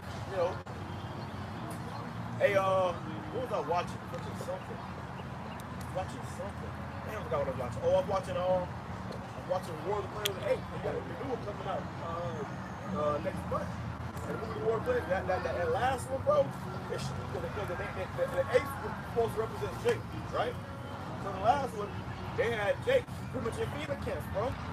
And the 8th told him, he said, he's making us work before he kill us. So he said he was gonna kill every nigga when you see him on sight. He gonna lock a lot of you niggas up in these FEMA camps to make your ass work, bro. They call The it. scripture says some to the dogs of there, some to the famine, sword to the sword. That's to grab that real quick. Sword to sword. You want something? Yeah, because this devil, he gonna put you in captivity. And that movie showed you that, bro. And then here you have it in the next movie that's coming out, and they supposedly in the kingdom. You know, that's why you said, it's a wonderful day. Something that Abe said. So that, those movies, they symbolic Jake. First one was Jake, but they represent us as an Abe. Sorry, this is the way they do it. All right, and it showed you Jake, pretty much in captivity, dumb docile, and crazy. And then that serve came through the prison house, and this is the truth. And it woke and started waking the apes up, man. And then they eventually uprose against American aid, and they fled this motherfucker. All right, so go ahead. Book of Jeremiah, chapter 15, verse 2. And it shall come to pass, if they say unto thee, whither shall we go forth? Then thou shalt tell them, thus saith the Lord, Yahweh Shai, such as are for death to death. Right, because they asking the prophet, what are we supposed to do? You ain't listening. So such as to the death, hey, go to death. Go ahead. And such as are for the sword, to the sword. He saw Lot to come in and kill your ass, hey, so be it. Okay? He saw him come in, he's gonna make a mass destruction. Hey, grab the Ezekiel 9 and 9, Go to 9 and 8 till I feel. Go ahead. And such as are for the famine, to the famine. And such as are to the famine, to the famine. Why you just gonna starve to death, bro? How you gonna end up eating? You gotta have to eat your own children just to run out of kids, and then starve to death anyways, man. Okay? The Lord says, such as to the famine, to the famine. If you don't want to hear this word, forsake his word, reject his word, when you have just accepted the death and destruction, whether it be famine, whether it be the sword, whether it be destruction, go ahead. And such as are for the captivity, to the captivity. Right, to the captivity, Because Esau, he ain't something he ain't just gonna lock up, or he ain't just gonna kill you on the spot. He gonna put your ass in slavery, man. He gonna have your ass on a FEMA camp somewhere working. Okay? There's the big rocks and the little rocks, man. Okay? I'm they got all these concentration camps out here, man. You see? You got concentration camps everywhere you look, you know, if you really paying attention. Shit, if you look at your average Walmart, your neighborhood Walmart, that's a plantation. That's a FEMA camp right there. It's already set up. That's a pop-up FEMA camp. They said they can take them damn aisles out of there in like 10 minutes, they said. The aisles they got wheels on them. All they got to do is flip a damn knob on them damn aisles, slide them aisles up out of there, and put some cages up in that motherfucker. And guess what? Boom. You on the FEMA camp. If I may add too, you notice too how Esau with a lot of these prisons. I recently had to take a road trip, and out of nowhere it was like these back roads. It was nothing but strawberry fields and farms for miles, man. And a big river right in front of the prison. And I rode past it, and it said whatever the county was, it said Florida State Prison. When I say it was in the middle of nowhere, man, it was in the middle of nowhere. Right. They had like the little prisoners outside, I guess, getting a yard time over there with the speed, man. I didn't see not one Edomite, man. Right, it was all Jake. It was all Jake, and the speed limit was 35, man. So I was able to actually look. I seen straight Jakes, man. And it was in the middle of nowhere. Hey, and then they got the farms right there for them to go out there and work. Who wants to do all this time, nigga? Well, put you back in slavery. That's why they so got the incentive to give Jake all them long ass years, because they want to put you back in slavery. That's why they said you are free unless you commit a crime. You commit that crime, you ass in prison, doing 10 years of stealing a candy bar. Now you got your ass picking strawberries. Right. 45 years of life picking strawberries. And you don't know a lot of this food you get comes from these damn prisoners, man. That's slavery, baby. That's slavery. Modern day slavery to this day. Hey, okay. If I may add, that's their way of making America great again. Oh yeah, no, a lot of these. Let me fuck your head up real quick. A lot of these prison systems now are private prison systems. So you got rich ass Edomites out there that buy a prison and they just start. Dude, that's slavery, bro. Right. It's not but a plantation. Or they build it. You got a private prison system now, where motherfucker making $1 trillion off of Jake. It's nothing but a plantation, bro. So they lock your ass up and they tell you to go out there and work, and you picking all these damn, what SpongeBob had to do, people making tags and shit. They have motherfucking Jakes doing that shit, bro. Yeah. That's free labor, pretty much. Yeah. What they say, well, we gave the penny. Nigga, that's free labor. All right? That's their way of getting away with it. That law says slavery is abolished, legal, unless one commits a crime. So if you commit a crime and you get taken in, guess what? You guys go right back to slavery. Right. They treat it like slavery. That's why Trump said what he said. He said, you niggas better remember your history, or it's going to repeat itself. I mean, he was going to lock niggas up in prison and put your ass to work. Wait a minute, in 10 years, you're going to sit down and think about it. I've been slavery. You know? As you're going to have that epiphany. Wait a minute, this lockdown, I'm hitting over well. They feeding my food in. They don't want to eat food and shit. And I'm working all fucking day long. I'm in slavery. Oh. Yeah. No. He put you on work, man. They had this movie on Netflix, I don't recall the name, but the actor Tyrese, the Jake, he was in there, and he basically went off to expose and showed how Edomites too, like the brother was saying, how they make money off of Jake. These Edomites were basically having competitions basically for the biggest niggas, man. The biggest and the swiftest man, they put them to fight because they want to see who was the so-called top nigga in town, man. And these Edomites do that for real. They target big Jakes, man. They target the big ass Jakes, put them in prison and lock them down, and then to make extra money on top of having the Jakes in slavery, man. They having what is it called, man? Yeah. And they actually do that these things, man. Art, and you gotta remember, man. Art imitates life. So the things that you see is not just for your entertainment and fun, man. You have to actually realize that you might do these things. Right. You know, and he trying the Edomite guard in the prison trying to make it seem like, hey, this is my strongest day, but if you beat him up, you're gonna be my favorite. I got you. You're gonna get a little extra cookie, man, a little extra biscuit. And that's what gave those Jakes hope. That's what they what he said? He's outshorting your sentence. Hey, what he said? I got beans and bologna. Jake, hey, you in prison, bro. You think if Jake get excited about beans and bologna, bro? We are in the fucked up predicament, bro. You better song it. We come home. And beans and bologna. Nigga was happy about beans and bologna, man. Imagine Jake in a prison system, bro. They get told the extra biscuit. Yeah. A little bit of TV time. The thing was that the heathens and the Edomites, they promised them their freedom extra amenities and basically, you know, to be like the top dog, man. And he's showing you it could be a great guy country. Right. You can't trust him. That's You guys better not lose. That's what happened. That's what happened in the movie. Better not lose, boy. You lose. What, nigga? Like Django.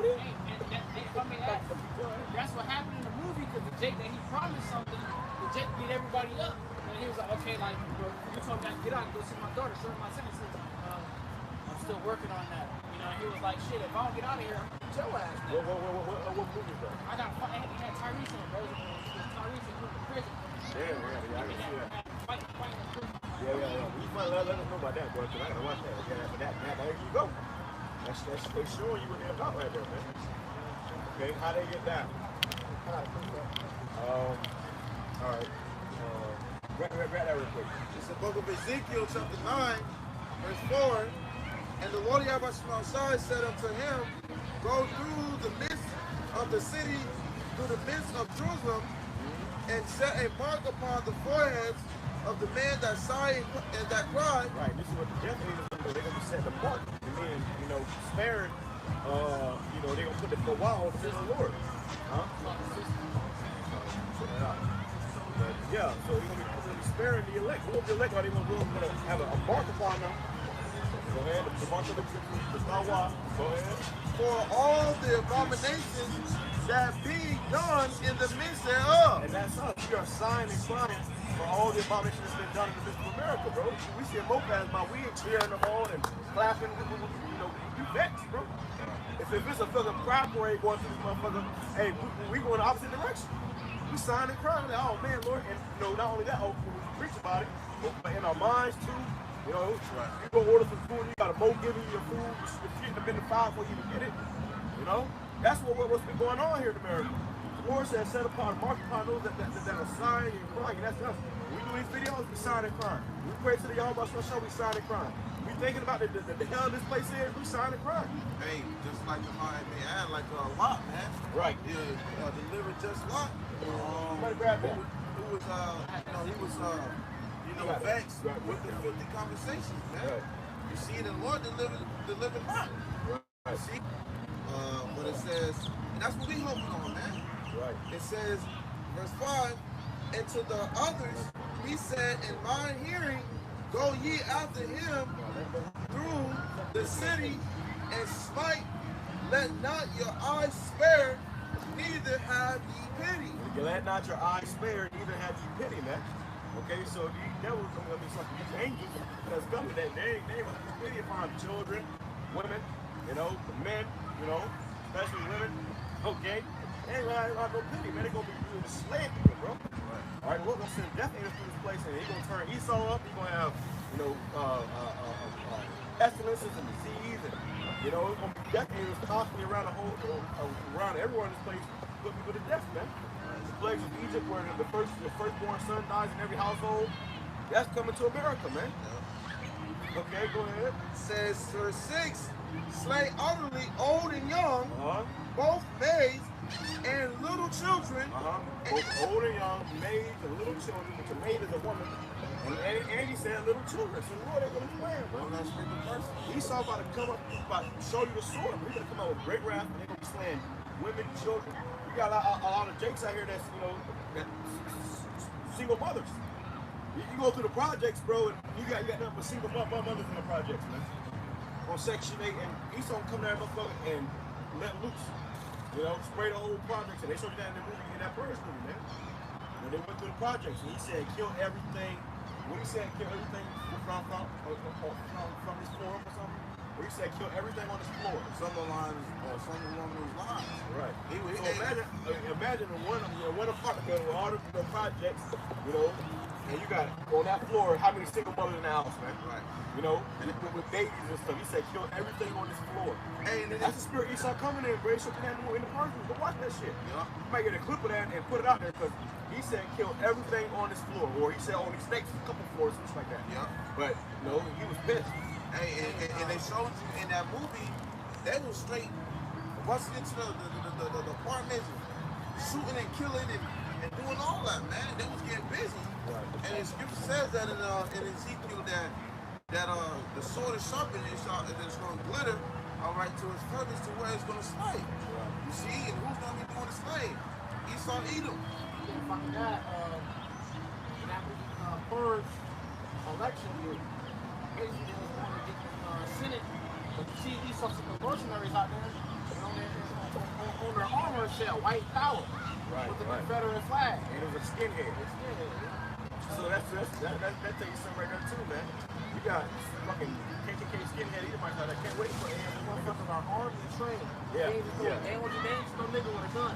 Right. These motherfuckers are ex-military. And you think this is a normal, military.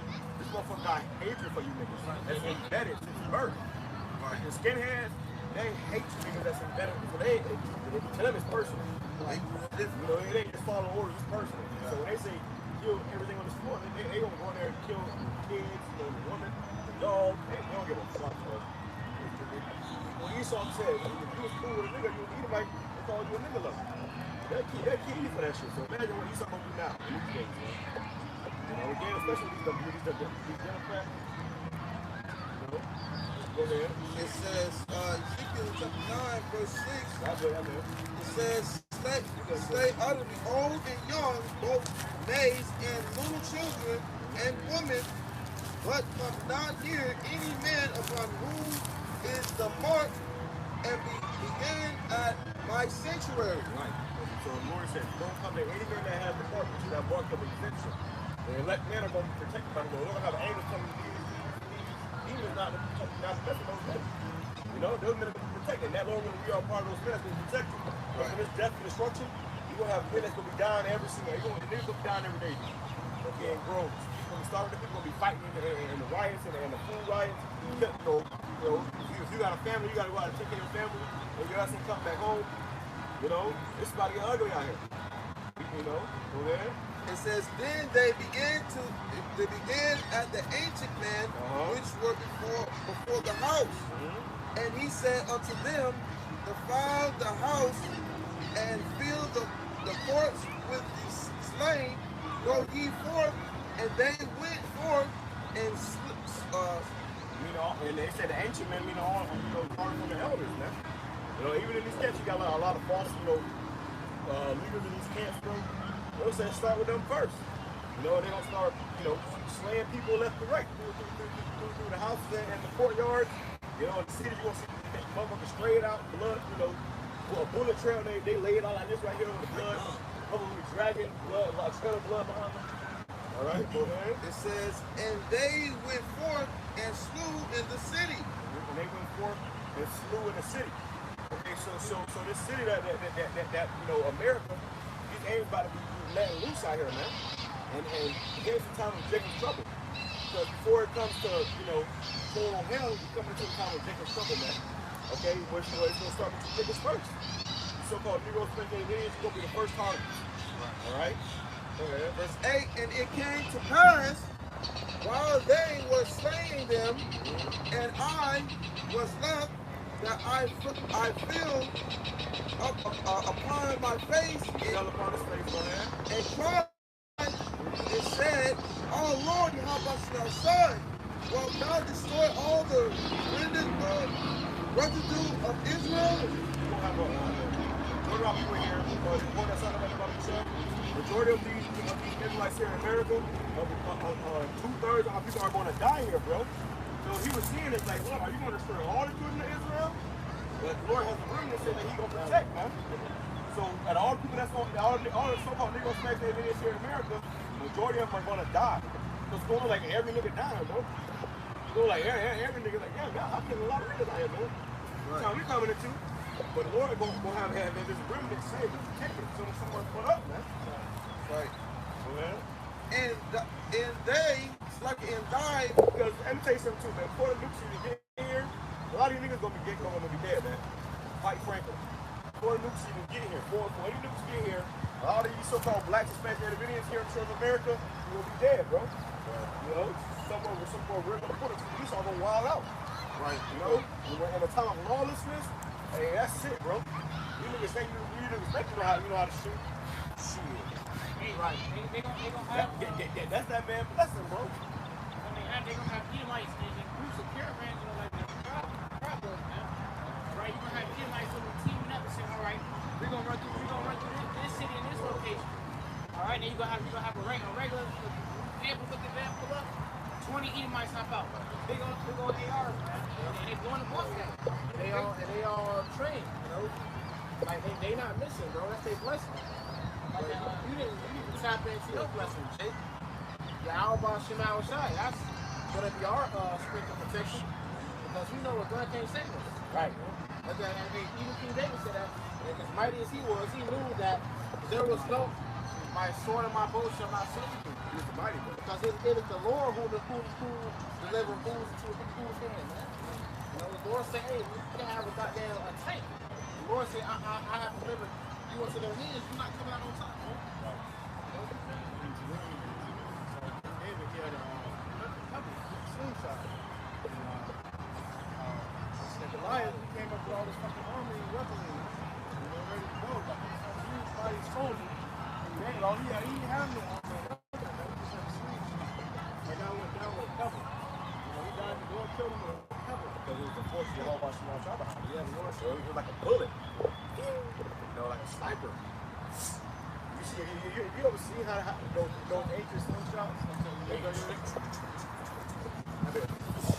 That bit like, it makes a loud pop.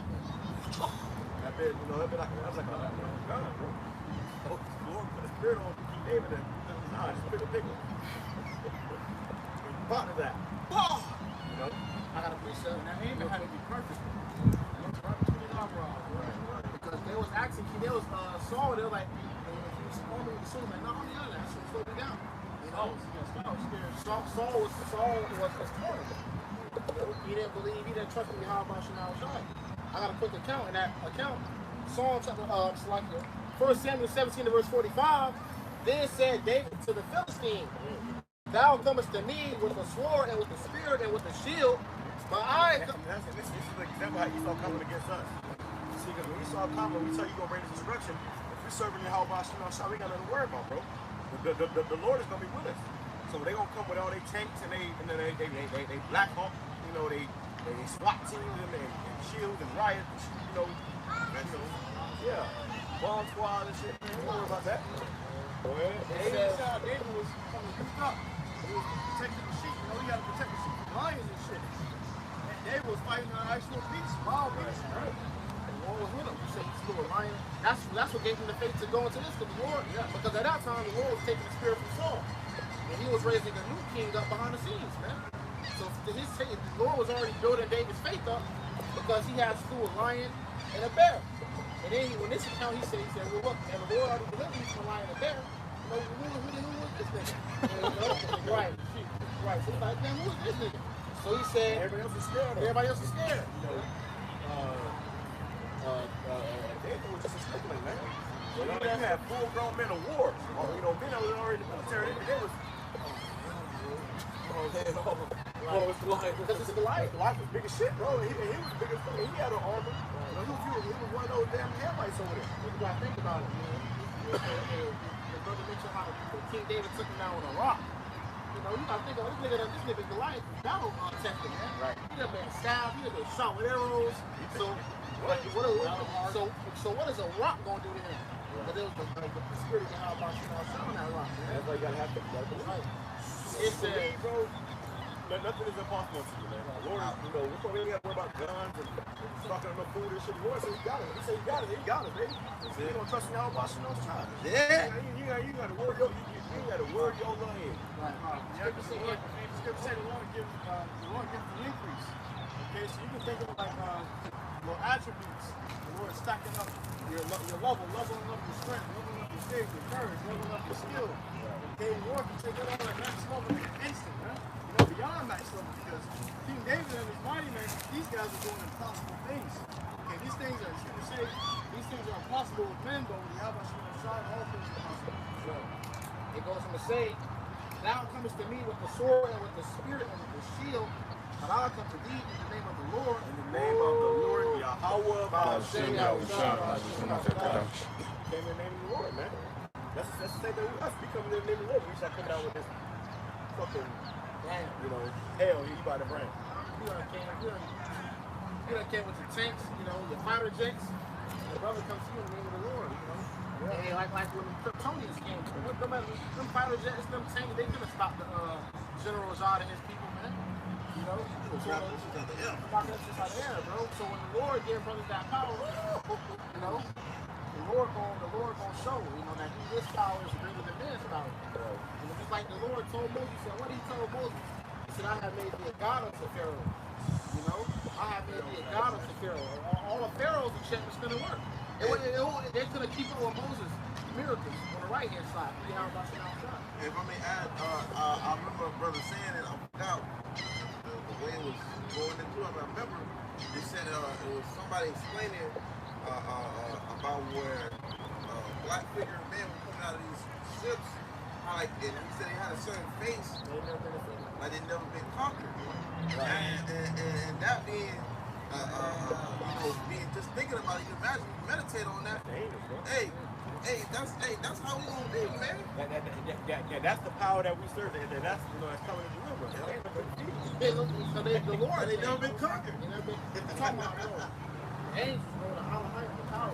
That's our heavenly military, man. This motherfucker think his military is strong, man. We got a whole military in the heavens. That you can't even see. An invisible force, an invisible military. And chariots, bro. There'll be more that are with us, not with them. You know, so hey, for every person in this world, there's multiple angels. So you gotta remember that when this time comes, brothers and sisters, that when this time comes, trust in Yahweh about you all shy. When you somebody come down your block with 30 tanks and 2 Black Hawks and 5 SWAT trucks, hey man, call upon Yahweh. Yeah. And whether you can see it or not, in that moment, they're gonna be chariots over you, bro. They're gonna be cloaked, you know, cloaked over you, just hovering over you. As soon as the mother comes up, the angel gonna drop down. That's crazy, you know? Hey, that's a trick to it because the Lord gonna defend his name. Right. David knew what he was doing. He said, I come into you in the name of the Lord, Yahweh Bashim Yahushua. Now the Lord, Right. the Lord gotta act like it. That's why it's important to have them names, man. You gotta have names. You got IUSC saying, oh, you don't gotta say the names and the names this, the names that. No, you gotta have them names, man. You don't got names, you don't got shit. That's why the scripture says the name of the Lord is a strong tower. The righteous one is into it and is safe. So if you call upon a name like that, you're gonna be safe. It's the Lord telling you can really serve y'all about your shine and keep it sincerity. And the scripture say, whoever ever called upon him, trusted in him, or forsaken it. So hey, you can look in the scriptures and history, it tells you, you know, that you have no need to worry. You have no need to not trust in the name of the Lord. You know, the scripture gives you no reason not to. It goes on to say, but I come to thee in the name of the Lord, Yahweh Bashim Yahushua of hosts, the God of the armies of Israel, whom thou hast defied. Thou hast defied, yeah, because he made a joke out of the nation of Israel. The armies of Israel. You know, he was scared back there, bro. He's like, yo, they were just coming to jump off, you know, some food to his brother. Y'all was scared. What a motherfucker is, man? He went out there. And they were like, wait, no, you just don't turn me. Yeah, he said, hold up. And he said, you because that was disrespect unto us, bro. That could go out to all these other nations. They could try to come up against us too. And he came up talking shit. What's up, you know? Because if our army don't look weak, other nations won't come up against us, man. So Lord, you know, Lord had put them out there to show the rest of the world, like this is power. So like they came in the name of Yahweh Bashim Yahushua. See, we come in the name of Yahweh Bashim Yahushua in everything that we do. So that's it. Hey, when that time comes, but you call upon the name of Yahweh Bashim Yahushua, Lord gonna deliver us, man. Everybody else, they ain't gonna do that name in that day. You know, we call upon Yahweh. Yahweh, you sure? Yahweh, you sure? It ain't not gonna happen. What the fuck? You know, and then we gonna call upon Yahweh Bashim Yahushua. You just see what we know. It's basically people, man. And quick testimony, man. I was actually casting a demon out of his house the other day, man. You know, and the demon was showing no signs of actually being there until I started calling upon the names of the Lord, man. You know, the motherfuckers started making the shower run. I was like, okay, yeah, this was it. I called upon the names of the Lord. I said, you know, the power of Abraham, Isaac, and Jacob. You know, the power of Israel. Yahweh Bashim Yahushua. That's what the shower was. I was like, yo, okay, and It's a spiritual battle. yeah. He started dripping, then he started coming out as a stream, man. And once I finished casting them out, the water completely stopped.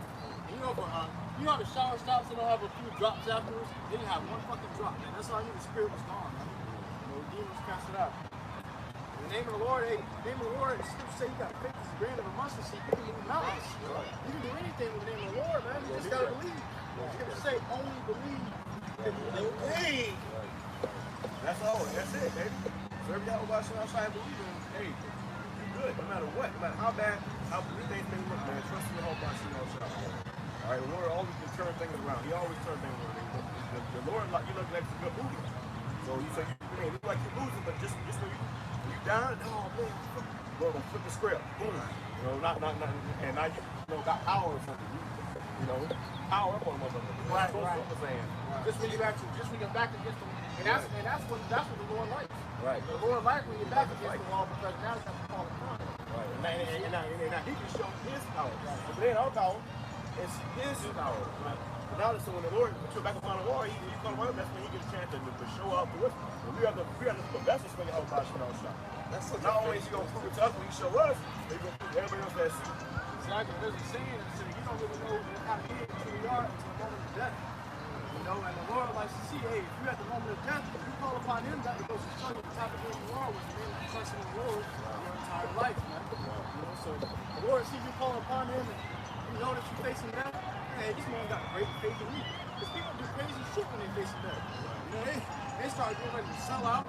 Okay, I'll do anything to please you. Please don't do anything.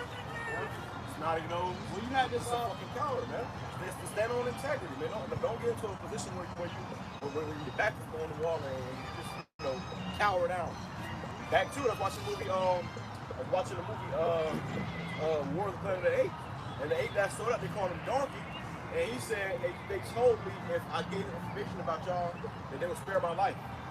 You got niggas like that amongst them, bro, that they gonna sell up, that's just kind of spare life, and you really gonna die anyways, man. I heard a story about these Arabs, man. It was fortunate the God upon certain people, and they said, call upon our God, don't call upon your God. And they were so scared of shit, they called upon their God, and they still killed him, man. You know, they called upon the Arab God, and they still killed him. So they sold out before he died. You only just make yourself dishonorable before you die. Right, because if you sell out to anybody, they still gonna create anybody gonna respect you. If you come up against the people that you was just around that you were just so cool with, you come up against them, it's like, yo, like, this guy can be trusted. Right. So, nobody likes a fucking sellout, man. A fucking traitor. Nobody likes a guy like that. No matter how, how much you try to save your own self, really you just destroy yourself, and you sure you didn't have any integrity. Well, I got a picture of it. Even was the song that tried to teach us about this song coming from the left. He said, let us examine him with torture, death and spite, because in his own saying he shall be respected. Right. So Esau wants to give us a way. He said, let us give him a dishonorable death, man. So what? They're gonna try to make us deny our power. And that's what the food camp's about. They're gonna try to torture you, to make you denounce your whole body all the time. Saying that the Lord don't come to save you. You gotta trust your whole body to the very end. Not send a message out to all of the Lord's followers. So you switch up in that time, the warning will be for you. And everybody's watching, oh shit. The Lord really wasn't for that, man. He might not be for me either. You had to see Moses sent the spies into the land, milk and honey. They came back scared. They said, oh, Moses, these guys are giants, man. And the Lord had to put to death. Guess what? They were just fighting Israel's hearts. They were drawing them away from the faith of the Lord. Y'all must be shy of their confidence. The scripture said the Lord is our confidence. It says, 1 Samuel 17 and verse 46, it says, this day will the Lord deliver thee into my hand, and I will smite thee and take thine hand from thee. And I will give the carcasses of the host of the Philistines this day unto the fowls of the air, and to the wild beasts of the earth, that all the earth may know that there is a God in Israel. And this fight was based on that whoever lost, whatever nation lost, was going to serve the other nation. See? So Saul was scared of this shit. Right. The whole nation, you about to fuck around with the whole nation once you got taken because your ass scared. Yeah, they showed you an example of that on that movie Troy. They go out there first, you had everybody, and it was a big ass dude, and then Troy, what was his name movie? Yeah, Brad Pitt. I thought it was Troy. That's the name movie, his name, he had another name. It was something like a kid. Yeah, a kid. He used to watch the movie all the time. Yeah. came out there against this big ass guy, and everybody knew he was a warrior. He was supposed to shake. Right, yeah, exactly. But he was a warrior, and when that big ass giant came out, he brought the biggest guy out, and he came up there and he took the sword and shoved it to his like, he lost. The neck and back. Right. Right. You just Kept walking on. jumping all around this guy and destroyed his ass. So, that's power y'all about shot. It's going to make even the biggest opposition will become the smallest. I was going to say, and all this is simple, but y'all know that the Lord saved not with sword and spear, for the battle is the Lord's, and he will give you into our hands. Right, the battle is the Lord's. It's all in the hands of y'all about everything is all in the hands of y'all about He will give you over. It says, and it came to pass, when the Philistines arose and came and drew not to meet David, that David hasted. So David started running towards him, bro. It says, and ran toward the army to meet the Philistines, and David put his hand in his bag and took thence a stone and slang it, and smote the Philistine in his forehead, that the stone sunk into his forehead. Broke skin and went to the skull. That shit went into his, it was stuck in his forehead. So that was the force behind that stone. That wasn't just an ordinary stone that was a stone from the whole about shot. And it stuck into his forehead. Meaning it probably fucked up his brain a little bit. Died on the spot. It says, so David prevailed over the Philistine with the sling and with the stone, and smote the Philistine and slew him, but there was no sword in the hand of David. There was no sword in the hand of David. No sword in the hand of David. That's kind of absurd, man. David's still standing on the other side of the battlefield. Goliath is on the floor. That's how you know. And it was all scarred down. Even I was watching that they wasn't right there where they was at. They had to run out there and people that was watching was probably like, way back there, and the other side was way back far back. All these songs you got fall. Yeah, they go to slay it, cut his head off. What happened to flip the star with my running? It says, it goes on to say,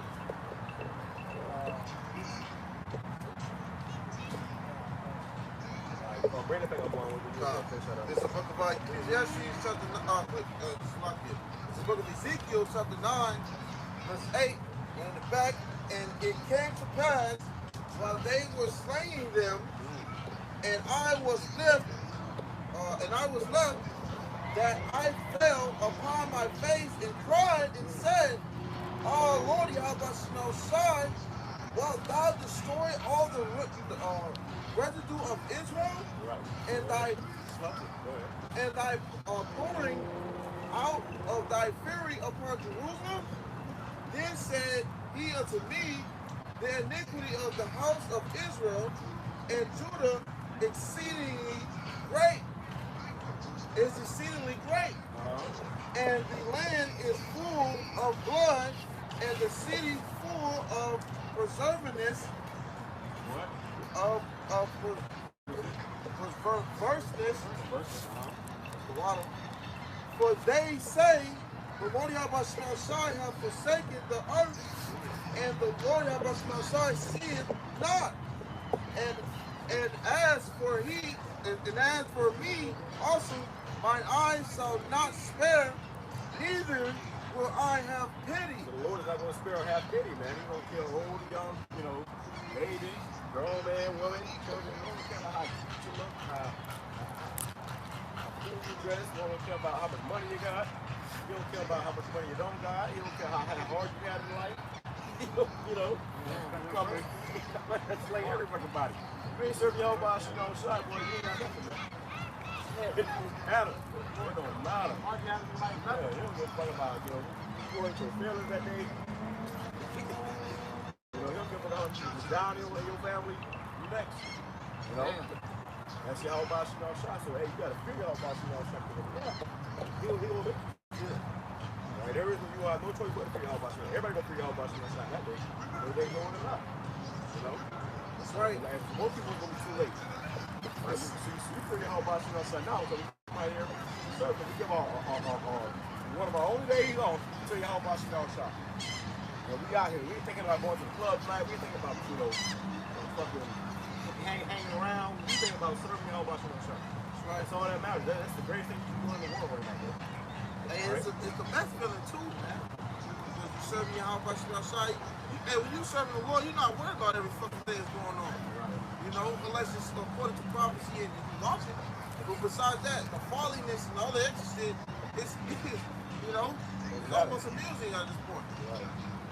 You can't really, you can't question the Lord's will, man. You can't question His ways. You know, you got Ezra to question the Lord's ways.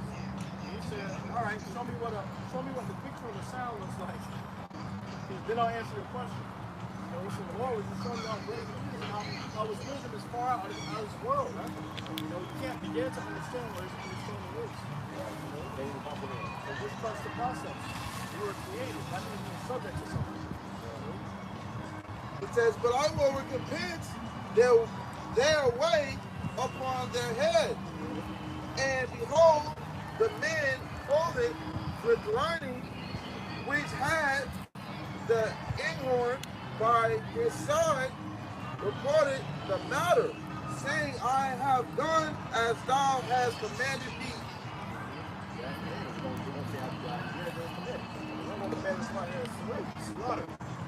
Destroy, and that's going to be the average American getting, whole family getting decimated in a day, That's why your whole bunch of trying to secure, bro, because you don't want to bring this to be definite closer now. You want to pray and hope the Lord don't bring it upon you. All right? I was an apostle, on the apostle of God, an angel was riding his on. You know, he was the one that was putting the demons on people to cover them, demons. You know, he was hiding the truth from them. Okay, so that was his job, and that's why he said, Lord, I know what I was asking you. So Lord sent him out, to cover the ears and cover the eyes of those who are looking for the story. You know, so the Lord, God, He's got to protect the hedge over us. That's why when Satan came to the Lord, he said, He said, remove thy hedge from Job, and I'll be able to, attack him. Right. And the Lord said, the light are untouchable. You said, can any man lay anything against the charge that he elects? No, man, because the Lord has already redeemed them. Yeah, that's right. That means no matter, you elect no matter what somebody say about you, bro. We're going to continue to fight, we're going to continue to push, we're going to continue to fight for y'all about you, bro. You got some guys that they get so they don't want to hear it, they get, this one they give in, they lose it. We're going to they're going to strive to the end, man. Okay? And that's why, no matter what you say, no matter what the elect do either, they're going to be delivered anyway. Yeah, the elect ain't going to be sitting trying to fight for their name. They're fighting for the name of the Lord. You know, and they know that when the scripture tells you, man, we are as dust. You know, Paul said, oh, wretched man that I am. We have nothing to boast in, man. We commit iniquity and trespass against the Lord's name every day. The Lord has mercy every day, man. You know, so, we've been trying to save ourselves and save face and save image of ourselves. Our whole goal is to boast in the image and the name of the Lord. Y'all want to right. Good.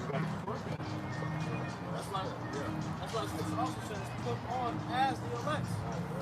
So we're trying to mimic the elect. That's about what we know from the scriptures. You're trying to protect your own image and shit, man. You ain't putting on as the elect, you put on as the image.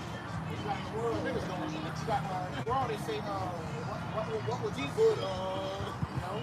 That's what they say in the world, man. What would Jesus do? The name of the Lord ain't Jesus. Yahweh Shai. Yahweh Shai doing certain situations, in our Lord. So he's that perfect example, man. Every day, he's striving to be like Yahweh Shai. We should be striving to be like Yahweh Shai. That means that everything else in your life don't matter until we get here. This is what we're serving all about This is what we're created for, serving all about Shai. You go career, go work at a job, to go, hide the weed, hang out with your friends. You are created for that. You're created to serve all about Shai. So when we here, we make it a camp every week. When we do our videos throughout the week, we are serving our purpose for the whole body of God. All right, that's all that matters. All right. I gotta push up. That's what Lamar got.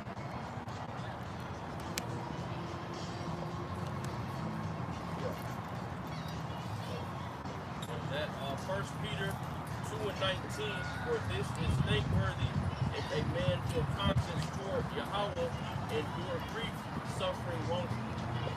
Break it down. Come on, break it down. For this is thankworthy if a man for conscience toward Yahweh endure grief, suffering wrongfully. So right, okay. You gotta suffer wrong for anything. Good consequence now about now is good. So we in this thing to always be evolve to paradise. Put your truth, suffer, man. Yeah, you're gonna have your ups and downs. You gotta ups and downs. You gotta hey. But that's all a part of the test too. Because if you was always up, it wouldn't be a fight, man. Right. The champion isn't known as if he ain't knocked down. The best champions, the best fighters are those that get knocked down to get back up. So this truth is gonna constantly go through various trials and tribulations, man. You got that.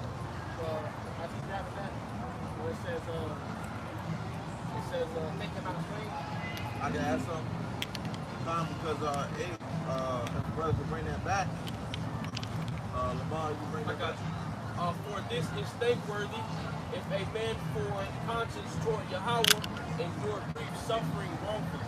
Right, because in this truth, all right, there might be times, hey, where you're going to have to suffer wrongfully, man. And it said endure grief, because not only do we endure grief for the wrong suffering we might have to suffer, and we're going to be demonized, we're going to be talked about, we're going to be treated some way, we're going to, but we know why we're suffering for righteousness, man. At the end of the day, it's going to be for Yahweh by some outside. It's part of our story. Exactly. But a part of that is, and grief too is mentioned in Ecclesiastes, where it said with this knowledge, all right, we're getting it will come sorrow and grief. So we're going to be, just by having this knowledge, period, all right, we're gonna suffer for seeing the vexation that we experience every day. You see, this is another reason why we want to get the hell up out of here. Because we see these things, you got all this bullshit going on in the background. This is vexing to us. Because then you have it, we're teaching, and we bring this word up to the spirit, bring us outside, and you got interruptions in the background. So this is another reason why this is a part of suffering. You see? Because eventually, our brothers out here that are elect, we hope to be elect, we're going to be able to see this place be destroyed, man. But we have to suffer to see that. They said that's a thankworthy thing. Yeah. All right, the Lord look at you with great, what's the word, with great admiration with that, man. Okay, the Lord look at it, okay, hey, that's thankworthy, man. That's a man right there, right? Because he can suffer that. Okay? We can endure it. For what glory is it if when ye be buffeted for your faults, ye shall take it patiently? But when ye do well and suffer for it, ye take it patiently. This is acceptable with Yahweh. Right. So we do well when we suffer for it. The scripture says, he that departeth from evil maketh himself great. Right. So this whole world is going to persecute you, for you trying to walk in righteousness, man. Right. But it said that's thankworthy. And do what's righteousness. To do what's righteousness. That's thankworthy. That's the Lord that see us out of it. Go ahead. For even hereunto were ye called. That's right. We're going to suffer. The Lord ain't called us to have a good time, man. Though, we get a bunch of trouble, fellowship, but really, this truth is about suffering, man. Like how it's like into the earth, he was suffering, bro. We all suffer. Our own hells. We're going to have to chastise every one of us in different ways, bro. That's the part of the stuff. That's the part of the business thing. That ain't going to be easy. But like I said, you have your ups and your downs. You're up in the prison like the Lord's spirit. It's a constant fight. But you got to continue to fight, though, man. If it was easy, anybody could do it. If it was easy, anybody could do it. And the only way in the elect, they ripped it. See? That's why guys who are meant for this, they end up falling out. They lose it, back into the world. We're not even thinking about how much on our side. They went to the line of the Edomite. How much not even all their thoughts. Everything we think about, we're thinking about your boss on our side. Everywhere we go, Yahweh ourselves, it's a powerful in our mind, instruction that's coming. So when that time comes, the Lord said, the Lord will know you because you know your heart, you know your mind. Always in your mind daily. Versus the man who think like, nobody out here don't even know Yahweh, or reverence another God. That's even worse. because Yahushua Hamashiach also suffered for us, leaving us an example that ye should follow his steps. Right. The Lord said for us, he left us, Yahushua is our example. We follow under his steps. All right? Seeking out the ways, of the old path too. And Yahushua was amongst that old path. All right, we're following those steps. And we use the Lord as our, that's our example. Use Yahushua as our example, man. That's the greatest example. The Lord gave us all types of ways, to walk in his footsteps. Like they got other brothers, like Job. The Lord give us certain examples of other things. Peter, we got arrested. Scripture says things were in the foretime was written for our Lord. Lions den, stuff like that's Three holy children. making out each time of trouble. Job, Jonah, King David. King David. So and you got your story. So hey, every great man had their trials, man. Every great man had their low moments. The Lord, they trusted the Lord, delivered them out of it, man. Who did no sin, neither was guile found in his mouth. That's right, man. How was found blameless. And they still put him to death. We actually got, we really good, man. You know what I'm saying? Hey, our hands are, some course that righteousness is a filthy rag. But Yahushua was found blameless and persecuted. So what makes you think you're not even coming to the truth? You go coming to the truth, you're not persecuted for hating. Who, when he was reviled not again. When he suffered, he threatened not. That's right, he suffered it out.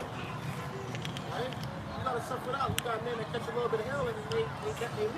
They lose. You gotta cap the dog. You gotta go to the corner. You gotta suffer it out. But committed himself to him that judges righteously. Right. You understood that, hey, that's what you had to do. You had to suffer, man. And within that, he was found thankful, man. Right? He was found favorable.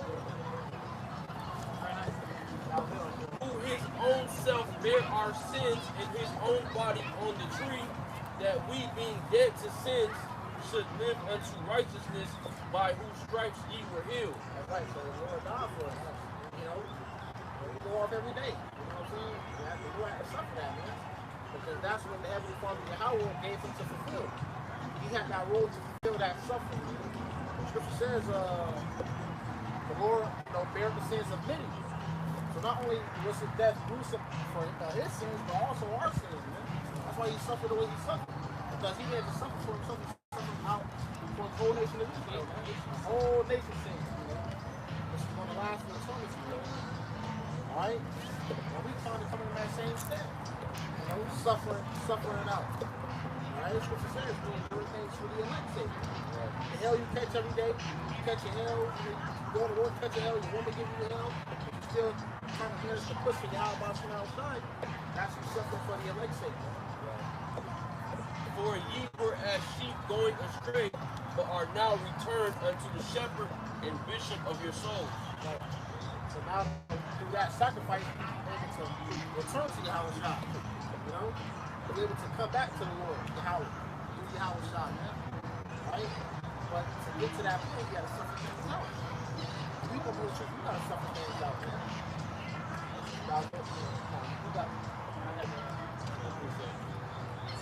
Back to brother up, 1 Peter 4, verse 12, it says, Beloved, think it not strange concerning the fiery trial, which is to try you. Alright, so think it not strange when you go through things, man. That's a fiery trial to try you, right? That's the furnace of university, man. Okay, that's purifying our spirits now, so ultimately we're not purifying the fire. Okay, so think it not strange when you're going through things, man. Understand that we're a man, we're required to this to suffer. Alright, so going through things on a day-to-day basis, man, that's what this is about. Alright, you have to overcome and prevail, man. And it goes on to say, as though some strange thing happened unto you. It says, but rejoice. Alright, so rejoice when you catch a hell, man. Rejoice when bad things are going to happen to you, man. And something makes you fall apart. Right, because you're suffering with the Lord. It says, in as much as you are partakers of Mashiach's suffering, it's like that you been made partakers of Yahweh's suffering. You know, so we breaking up that cup that he's gonna throw. We can't let a baby sip because we can't handle our own cup. The Lord is the whole cup. So we're partakers of the suffering. So you gonna suffer out some of the things you want to suffer out. Some brothers don't got no women, the more they have a woman. You know, certain brothers go through different things. Alright, the Lord can suffer those things out. If you gonna suffer it on your own. Alright? It says that when his glory shall be revealed, ye may be glad also with exceeding joy. Alright, we understand that. And when the Lord gets his glory, man, we're gonna get ours too, because we're just suffering with the Lord, man. Right. When the Lord gets his reward, then the elect are gonna get the reward. The hard watch shall be what's meant. Okay? That's the hope. That's the hope. That's all it is, man. That's the hope. That's what brothers are yearning for. And salvation to be one with the Yahweh on the same heart. Hey, that's what a lot of niggas feel that when they come into this truth. Is they come into this truth and they think that that's gonna be around the corner, man. Now you gotta suck that up. Be patient, man. You gotta wait. You know what I'm saying? You know, but dudes come to this thing, and if it's not benefiting their life, you know, carnally, a lot of guys fall out, man. All right, because they're not spiritual. They don't think spiritual. They don't have faith, man. All right, they don't think about, you know, gaining more wisdom. They don't think about gaining more faith. They ain't thinking about the spiritual things. They're thinking about the carnal, earthly things, man. All right, a lot of guys fall out because of that, man. They start catching hell, you know, in the world, man. All right, and a lot of guys can't handle that, man. We've seen it, man. You know? We see the state of a guy after he falls out. That's pretty pretty, man. That shit bring tears to your eyes. It's scary. You know, we're really sitting there. You said, the latter end is worse than before, man. Right. Hey, and you seen guys that came up with the truth, fell out, and they got put to death. You know? The Lord will judge you, man. Instantly. Sometimes it be more. Right. But eventually it's coming. Even that instant, you cause your mouth and you better stay with them. They're going to judge you. That means the Lord already marked you for death and destruction, and eventually you will have destruction on all the manifest. Well, it's no different from the people that's out here already right now. Because, see, they think they can go out here and do evil things, commit adultery, commit idolatry, do all these things, and they don't think that they're going to have to pay for it. But eventually, you build up a certain tab on yourself, the Lord going to have experience come towards you and take you out. You see? But everybody, it's a set in due time. So the Lord lets you, you know, the Lord's so great of mercy. The Lord have mercy upon you to the point where you just run out of it, man. You see? You can build that app upon yourself. Eventually, you're going to have to say, okay, so, you know, get on your ass, man. You know? Stop going with the work of Yahweh God. The Lord turn it back on the Lord. The Lord turn it back on you, man. Hey, the Lord called us friends, man. All right, you know, and what's worse than a friend that betrays you, man? You know, you have a friend that you truly trust. That's how the Lord see us as, man. You know, friends that he truly trusts, and we truly trust the Lord, man. All right, but once that friend betray you, man, you start looking at that man like, damn, man. You know, all this shit I went through for you. You know, you can't do it for me, man. You know, and that's my purpose. You know, the scripture says, you know, when you fall out, there's a certain fear for looking for judgment. So when you get that idea in your head, you should look. It's because what? The Lord is, you can feel the Lord's presence approaching you, man. You can feel it sneaking up on you, about to take your ass up there. You guys got definitely an over you. Right. Didn't do that. He might walk through the restaurant. And he had a video of him filming himself, and he saw behind him was a dude behind him that was snarling. You know? Yeah, his dad was ready to beat the shit out of him. You know, if you imagine you got demons. Lord, these demons that thirsty for they want to do what they're created for. That's to bring judgment. Right. So imagine if demons just stand over and can't wait to punch the shit. And they start me right in your front. Right. You're like ruling. Ruling to do really your own mind shit on shine. He's ready to just sit, you know, break death upon you. And then, you know, the Lord said, go. You know, that's your ass. And that video, that guy was walking, that demon was just standing like that. You know, just standing over him. You know, cutting away. And the demons know where your time is, man. The demons know. You know, demons know, okay, the Lord said, piss the Lord off. Piss the Lord off. You know, right. You start seeing them like with a smile. Yeah. They started seeing them demons. Get some smile this time. You know, I believe, hey, man. It's crazy because it's scary because more pictures watch like that. I was watching back in the film. Everybody else looking at you crazy. Somebody fucking crazy. Yeah, some shit. That's the Lord. You just saw before the plane head through a damn door.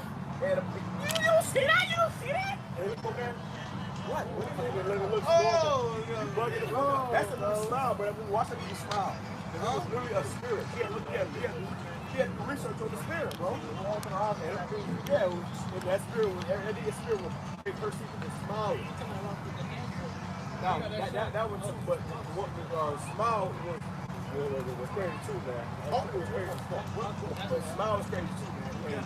And when it showed you how she would see this spirit manifesting for her on everybody.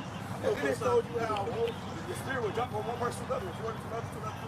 And the only way that this people will be able to get off you is if you kill some person. You got to kill yourself.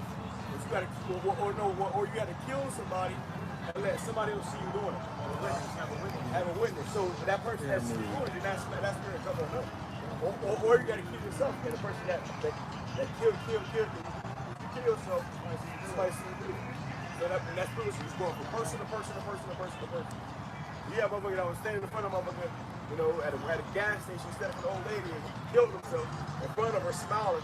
You know, and that spirit jumped on her, and then she had doing the same thing and the same thing and the same thing. That's a cycle of that spirit going forward through the earth, doing what it was meant to do, man. Yeah, the show called Sleepy Hollow, it's still on Hulu. It was a guy who got put in prison. He was doing a little shaking, man. Yeah, shaking how to kill people. He was put in prison. This man's crazy. He's a crazy man. And this showed you how he was talking to the demon, possessing him. The demon, he showed you in the mirror, the demon had grabbed him by his head and snapped his neck. But on the security camera, the demon was getting up and running to the wall, man, breaking his own neck. That's how it really happens. You get everybody looking at you like, oh, this guy's crazy. You want to do it, but you're really fighting the battle in the spiritual world, man. Somebody grab that personality, grab an NLT.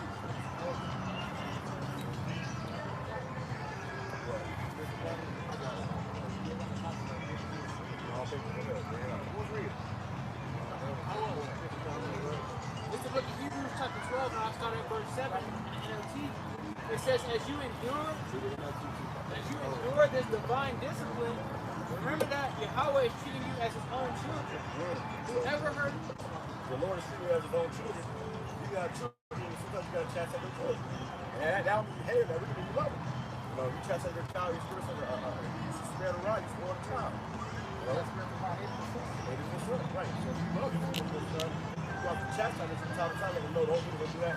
They're going to put a fucking fork to a damn club, and you don't stop them until you got to spank them and say, don't do that. Don't do that. You just chastising them, then they're going to do it again, and they're going to kill their damn self. That's why the Lord put us through all kinds of hell. Put us, you know, really for us to wake up and snap out of it before we die, man. it says, whoever heard of a child who was never disciplined by his father?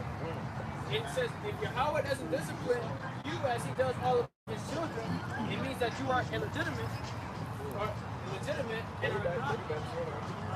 So if Yahweh doesn't discipline you as he does all of his children, it means that you are illegitimate. And that's why we are last in this earth. Before it should be last, the last on the earth. We can't tell if more of these niggas out here, man. You know, you suffering, you catching all kind of hell, but we saw this. They're living this life. The average nigga ride around in a car that costs more than you ever spent in your life. You know, like, how the fuck? Because that's the more chapter there. So the more they chapter you ain't a legitimate child. It is. I mean, as you made a brother really,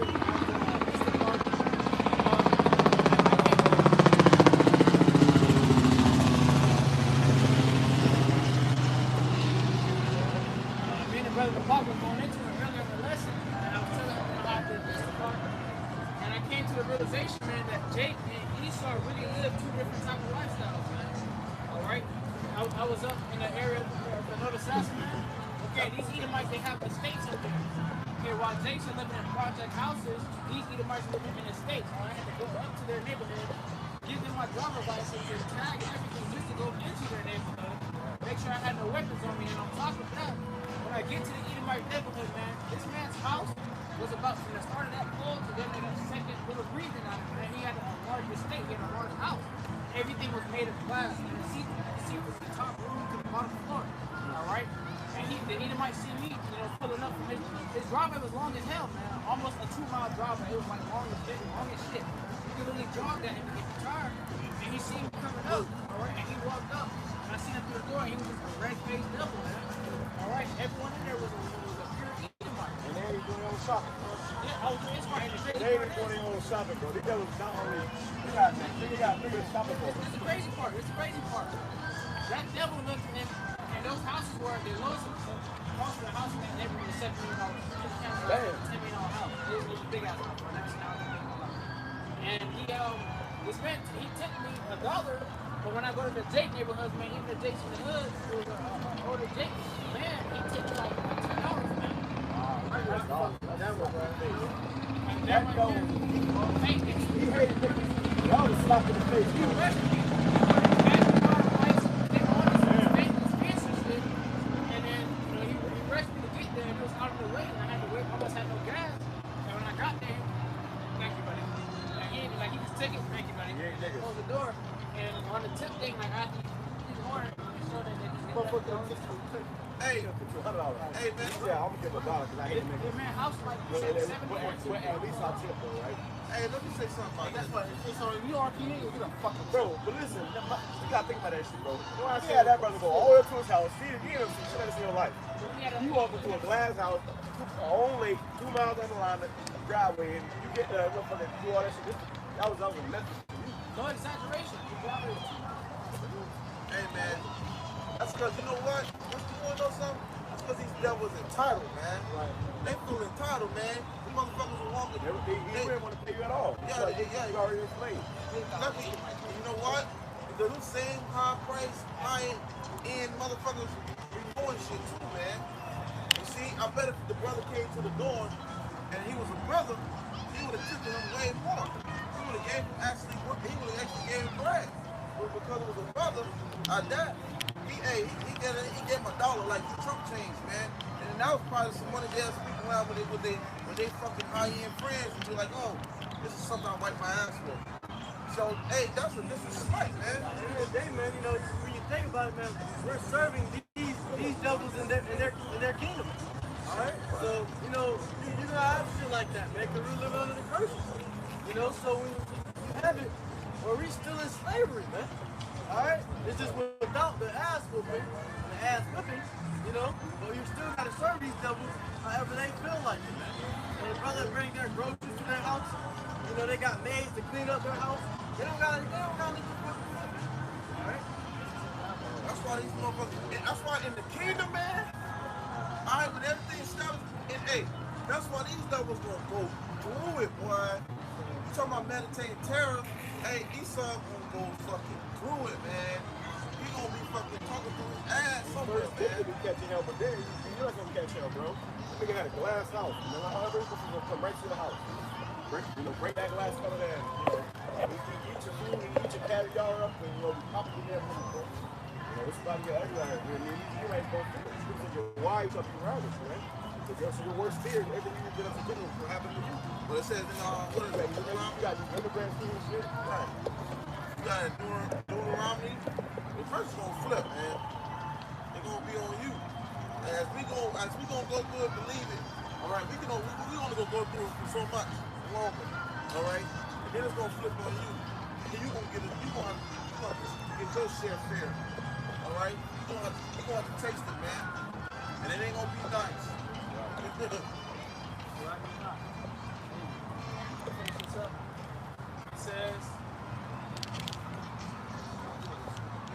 It says, if Yahweh doesn't discipline you as he done all of his children, it means that you are illegitimate and are not really his children at all.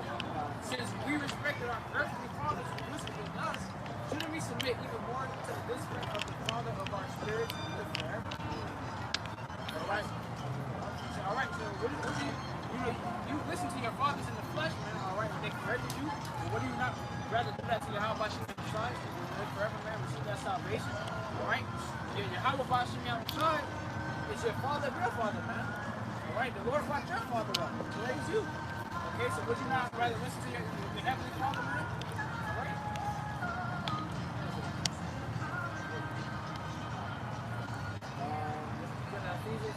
Yeah, I got the Ephesians, so I'm getting the KJV.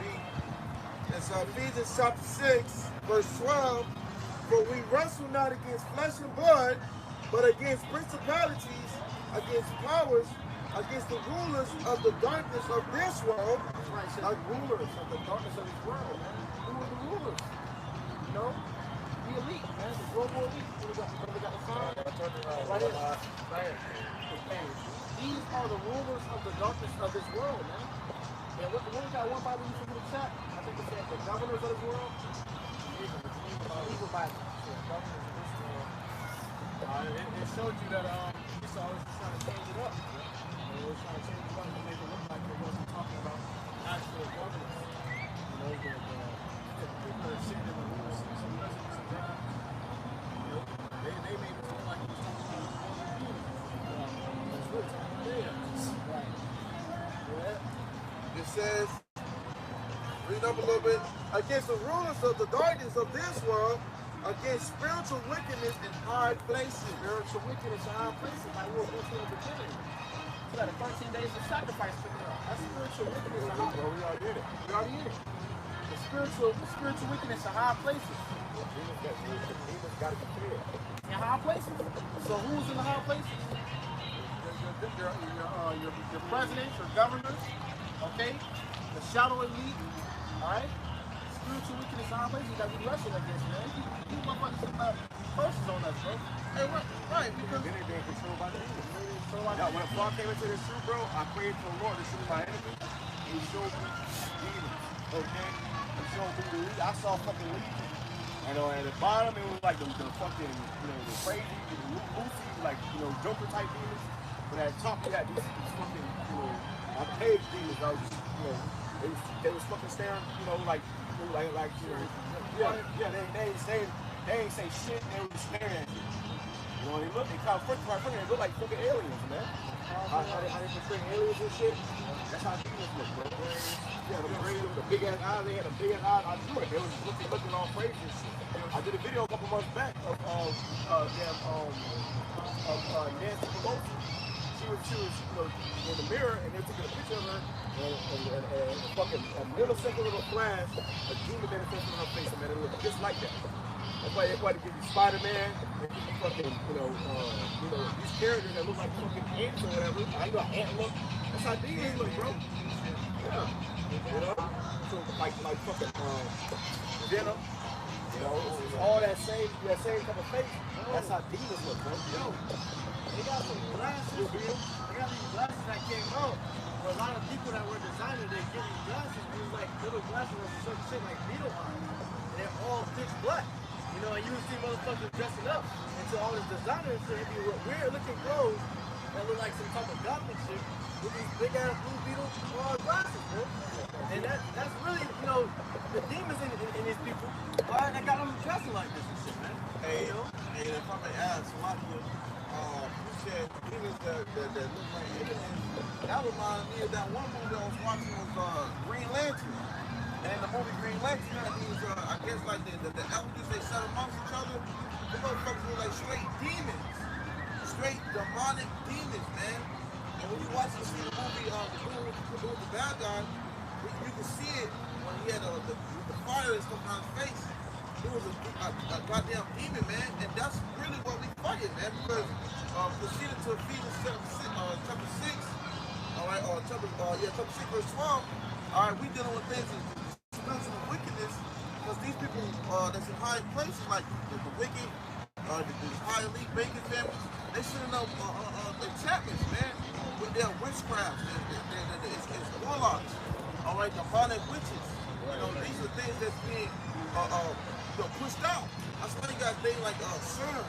Esau is trying to do shit on the left-hand side, all right, to open up borders, because part of that is that ritual. That's why that statue goes into destruction. It was CERN.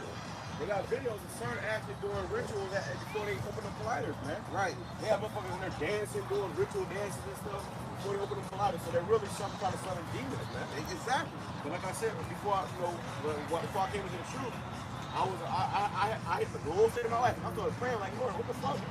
I'm thinking somebody, sabotaging my life. I'm thinking it's an actual person or somebody. I said, Lord, pray to me. I prayed for the Lord. I said, show me who my enemies are. And he showed me demons, man. So we don't fight. You don't fight against the person, the individual. It's the demons that's on that person, right? It's a spiritual battle. So the Lord showed me that. I was like, damn. And I gotta, show me a lot. And so you weren't clutching a fucking gun. That ain't gonna save you, nigga. Right. This is a spiritual battle. You gotta be right with your whole body, trying, man. In order to make, anybody up against you, your enemy shall be at peace with you when you serving your whole body, trying. Right? Yeah, what that one scripture says, for saying that as a one line seeking who you made the power, you got the spiritual counterpart for Satan, and you got the physical counterpart of Satan. You see, they're seeking who we made the power. And this is the spiritual battles we continuing to fight every day. This is the condition of the battle, man, because you got these wicked things that's being promoted here. You got these wicked things that's going on. Every year it's a wicked pagan holiday. Every year it's some type of law or some type of event that's being promoted. It's a wickedness, and these rituals are being occurring year after year after year. See, but these spirit prayer machines outside, we're exposing it, man. It's being exposed, Esau. Okay, like I said in the book of Thessalonians, I think it's the first or the second chapter, all right, or book, where you being exposed to the prophets, man, all right, for your wicked things, right? Because this right here is one of the reasons this place got to be destroyed. You see, and the Lord's not gonna put up with this shit no more, man. Right. This is Ephesians chapter 6 and verse I'm going to verse 10. A final word: be strong, and in His mighty power, put on all of Yahweh outside armor, so that you will be able to stand firm against all strategies of the devil. Which that's the NLT. It says, "For we are not wrestling for we are not fighting against flesh and blood enemies, but against evil rulers and authorities of the unseen world, against mighty powers in this dark world." It says, "For we are not fighting against flesh and blood." Ephesians 6 verse 11. Put on all of God's armor. Put on all of God's armor. So that you will be able to stand firm. And it's not a little armor. It's not a fucking bulletproof vest. You got to put on the shield of faith and go into it. It's in the spirit. It says, so that you will be able to stand firm against all strategies of the devil. Stand firm against all strategies of the devil. The devil got infinite strategies trying to break you, man. So you know about passing those strategies. Getting those strategies, man. So whatever Esau, the devil trying to get us with, he can't get us with it, man. That's all we know about Shah, man. It says, we are not fighting against flesh and blood enemies, against evil rulers and authorities of the unseen world. Evil rulers and authorities of the unseen world. So the world that we can't see is the spiritual world, man. Right now, if you really able to see the spiritual world, we are surrounded by demons right now, man. And it's only through the grace and mercy of God Shine, we got angels standing by us protecting us, man. You all have guardian angels standing behind you and taking you wherever you go. So every now and then we go off, and then we go planes start to move on, man. Because of our spirit. So you stub your toe, you get shot or some shit, you get sick. The Lord allowed that to happen because sin in some way.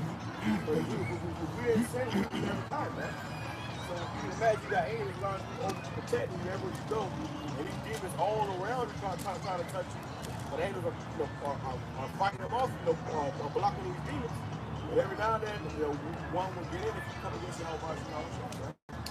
It says against mighty powers in this dark world. In this dark world. We're in the dark world, man. We don't know what to do about Satan right now, man. It's a Satan chance. And our child will come into power, he's going to rule for eternity. This place is completely off in darkness, man. That's why I said it's the place of the shadow of valley of death. See? And when you're in a place where it's death every other corner you turn. See?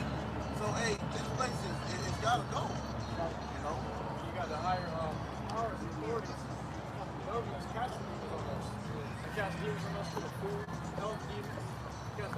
through our air that we breathe.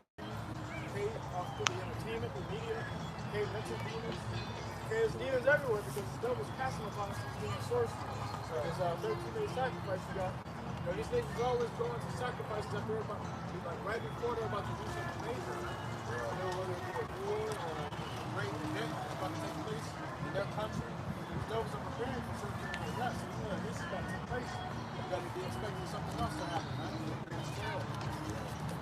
goes on to say, therefore, put on every piece of God's armor so that so you will be able to resist. So like that skipped the part. It says against mighty powers in this dark world and against evil spirits in heavenly places. Therefore, put on every piece of Yahweh Shemouth's armor so you will be able to resist the enemy in the time of evil. Right. So put on these spiritual armor, man. Okay, the faith, you know, the fear. All right, these things is applied within these scriptures. Okay, when we put these, when we apply these tools that the Lord has given us, all right, and put these armors on, Esau has a harder time penetrating it. Okay, he has a harder time with overcoming over you. See, he has a harder time because we have Yahweh outside. Now, like the scripture says, it's a fight. Okay, so you might get a couple of wounds, cuts, and bruises. All right, you might get jumped. Okay. Right. But the thing is that you keep fighting because that's the proverb. Okay, that's that Proverbs. What is it? 24 and verse 16. For a just man falleth 7 times, but then he rises up again. And okay, the wicked fall into mischief. Paraphrase. Okay, so it's all about the mentality of getting back up, even though taking these wounds, man. Hey, you know, the scripture also says, "He that endures to the end, the same shall be saved." Right. You know, so you know when you use that scripture, you know, not just talking about chicken killing, but since you've been in this walk, man, you've been enduring, man. You know, you've been doing afflictions. You know, enduring all the hell you've been catching. So you're enduring all that shit that not many can endure. You know, and that man will be saved, man. Right. You know, that's the one that's the Lord's gonna look out for, man. All right, because you kept the same faith. You know, you kept the same doctrine. You know, the truth. You know, and the Lord's gonna pay you for that, man. Yeah. All right. And that's what's coming. That's what's putting on that armor, man. See, Esau has a hard time when he knows he can't get at you. Same way as well with these demons. They have a hard time. He's not going down. You know. Hey, I was watching a video. It was a video that me and brother did a long time ago. He said, it was a video, it was an inspired video. He said, you want to be the type of person to get up and get out your bed and say it, be like, oh shit, he's up again. And then the lion started roaring. You know what I'm saying? Because that's a warrior's mentality, all right, to fight, get up, okay? And we're fighting when we sleep, okay? And we know, the middle of them dreams, the whole bunch of me outside will rebuke demons off and get up and do the same shit. You see? Every day, every second, we're rebuking. That's a part of that armor, man. Right. See? We be having days your whole body much of that armor, man. That right there is like an offense. Yeah, we're 24/7, man. You know, 24/7, fighting. Fighting demons, fighting your flesh, fighting your mind. You know, it's a constant war, man. But within that, even though it's like, what the hell, you face all these things, somehow, some way, or you still don't keep pushing, man. That's how you know it's all war, because anybody else, man, the shit we just go through our mind alone, man. The average motherfucker just bug the hell out, but it's the Lord that's preserving us and keeping us, man. Right, well, the scripture says Isaiah 26, verse 3 and 4, the Lord says, you know, that if we trust in his might, I actually got that. You said Isaiah 26? Yeah. Yeah, I got that. 26 and Verse 3 and 4, yeah. That's the spirit, because I got that, yeah. It's Isaiah chapter 26 and verse 3. Thou wilt keep him in perfect peace, whose mind is stayed on thee. Right, so the Lord will keep us in perfect peace of mind by just doing what we got to do for him. You know what I'm saying? He will give us our heart's desire. All right, we just got to delight ourselves in him. Okay? Be passionate. You know, do what he, it's like, do what he's telling us to do. And it's in the scripture. The scriptures give us the instructions. Okay, go ahead. because he trusteth in thee. Trust ye in Yahweh Shem Yahushua forever. So trust in Yahweh Shah forever. So we're gonna have a peace of mind because we trust in Yahweh Shah, like the brother mentioned it earlier. All right, when he said we trust in the process. All right, Yahweh Shah gonna be there for us, gonna protect us. Okay, go ahead. For in Yahweh Shem Yahushua is everlasting strength. Everlasting strength. So, like the brother Nicole was mentioning, he said, hey, we deal with all this shit, but we able to, to deal through it, all right, because we have Yahweh Shah, because the Lord gives us the strength to do it. All right, because in the average nigga, all right, anybody won't be able to mentally be able to take on these things. And okay, you'll be fucking losing it. But because through the spirit and power of Yahweh Shah, the confidence, see, we're able to get up and fight against all these things that's diverse against us, man. You see, in many different directions. So that we got covered on every side. Yeah. Every side, everywhere you look, adversity. But the Lord said what? He said, I have chosen thee in the fullness of affliction. Right. So to be chosen to be accepted in Yahweh Shai, you must go through these afflictions. You must go through the fiery furnace. Right. Acceptable men through in the furnace of adversity. So that's what the Lord got us in right now. How can you maintain your faith through all these different obstacles and trials that you go through? Right. And we constantly have to remind ourselves when it comes to the scriptures tell you and they comfort you. I swear to tell you through the scriptures, they will say, he gonna give you too much that you can't handle. He gonna make a way for you to escape and a way for you to bear at the same time. How I look at it is like, damn, if you're running miles or with some weight on your back, which one would you prefer? Would you prefer more weight and or shorter route, or would you prefer less weight and a long route? But at the end of the day, your goal is to get that job and mission complete. And the Lord's gonna give you enough to where you're gonna have to balance. It's gonna be a balanced out thing, man. That's it on that. Yes, go. I got I got pulled down strongholds real quick. This is 2 Corinthians chapter 10 and verse 4 in the 10 version. It says, we use Yahweh's mighty weapons. It says, for the weapons of our warfare are not carnal. Right.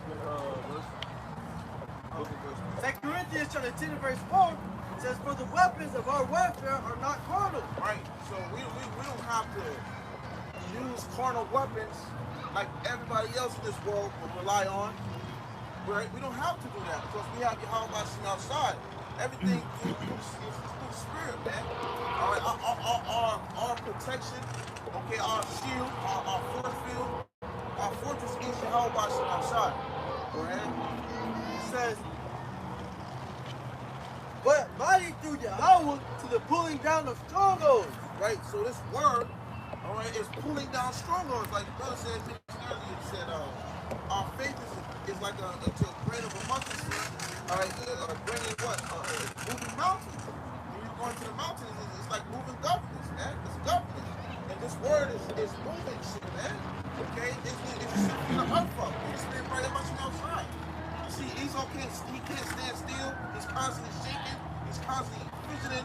You don't know what next move to make because through the spirit by your outside and everything is moving, man. Okay, and it's moving through the spirit by your outside. Okay, go ahead.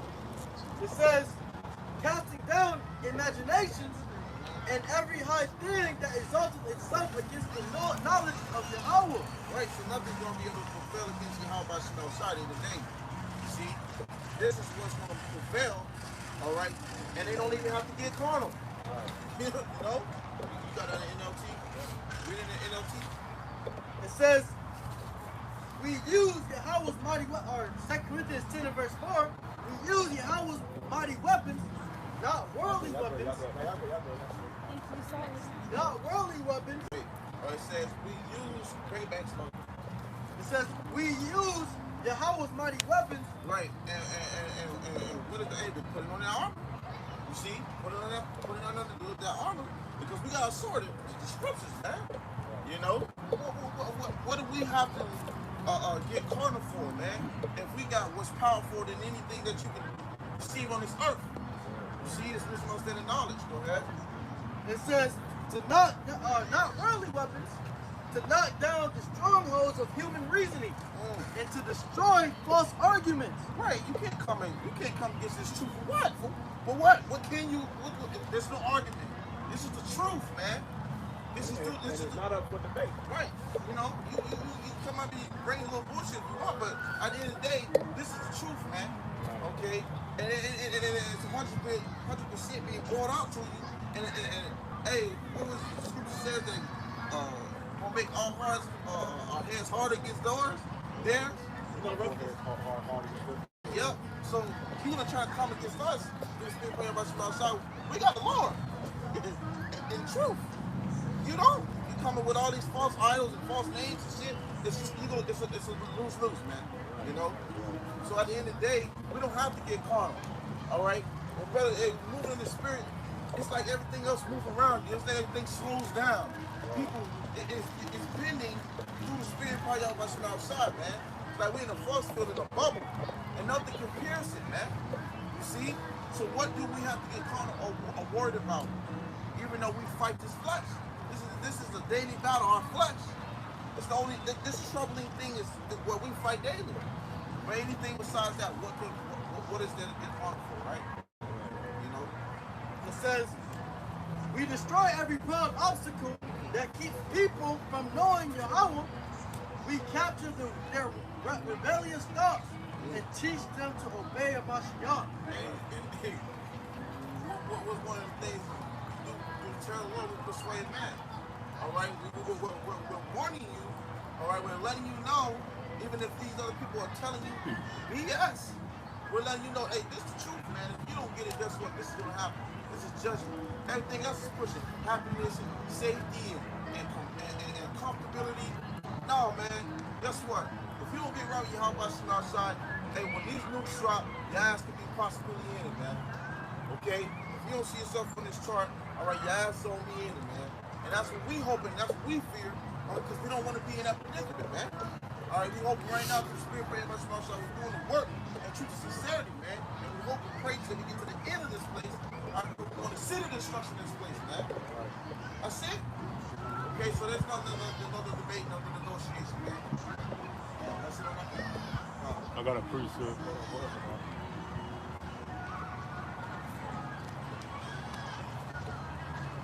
This is on Luke 21 and 15. It says, for I will give you a mouth and wisdom which all your adversaries shall not be able to gainsay nor resist. Right. You got his wisdom now, man. You got his wisdom now, you understand him. The adversaries, our enemies cannot come up against him. They say everything.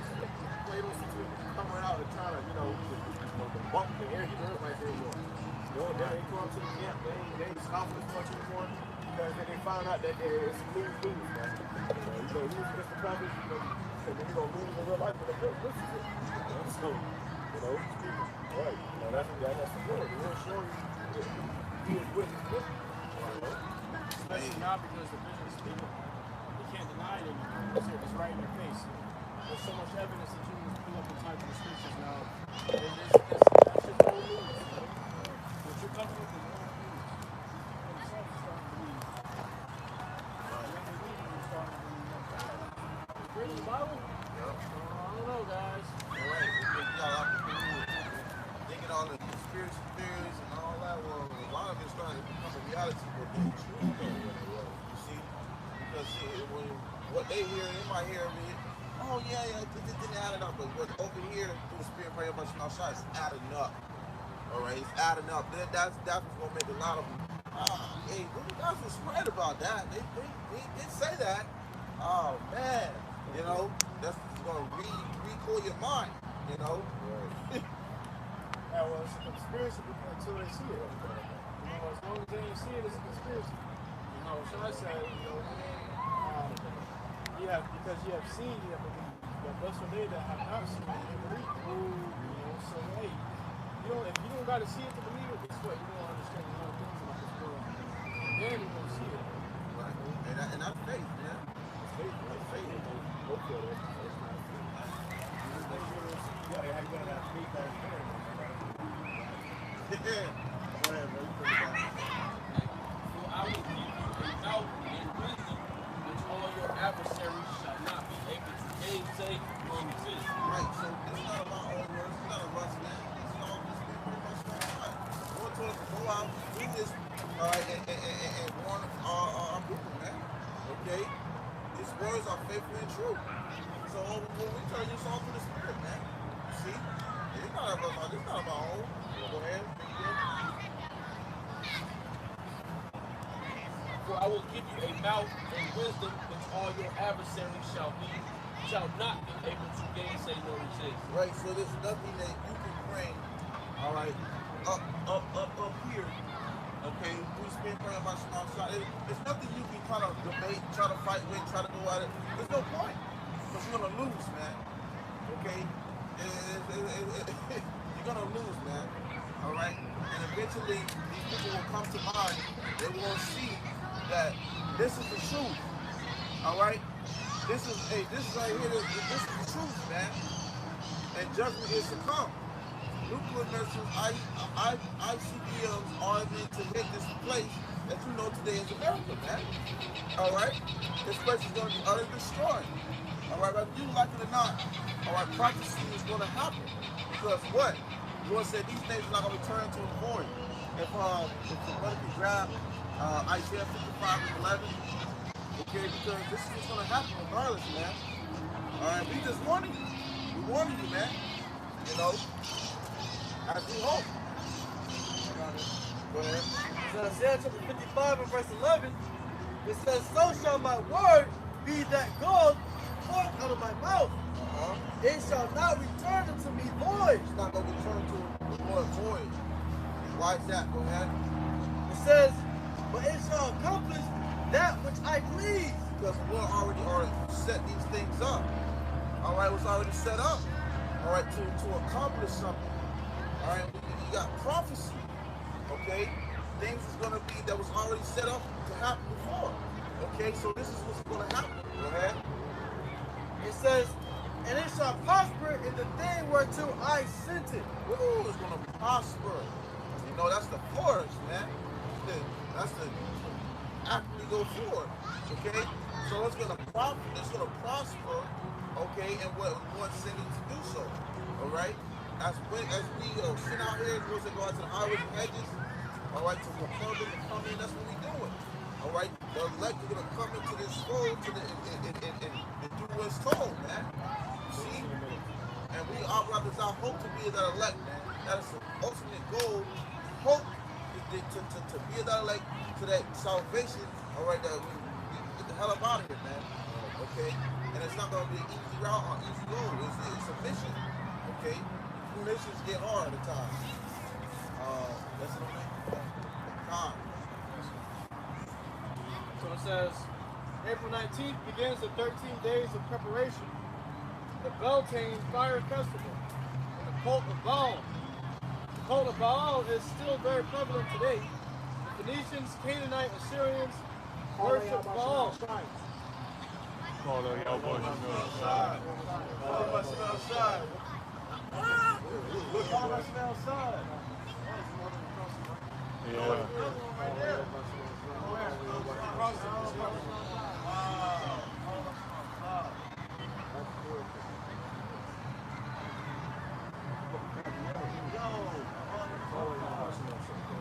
That one's plain, son.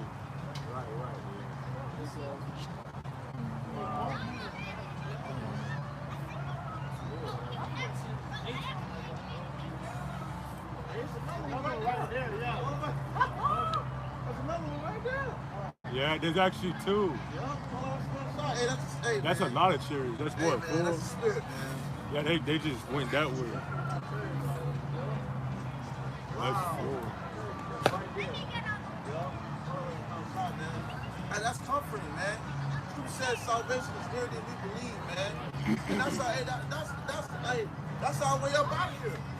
All right? That's our way up out of here, man. That was the Lord recording what we out here doing, man. You got Jake at the club right now, Jake, you know, being a dope, Jake smoking the blunt. Yo. You out here saying all my shit, man. You know, so that was just recorded, man. In the church, our constantly watching it flying over. But we actually didn't pay attention, you don't see it. And that right there, they record everything that's going on down there. That chariot is right over the camp. You know, it happens every weekend, bro. Every week go back and show you countless videos.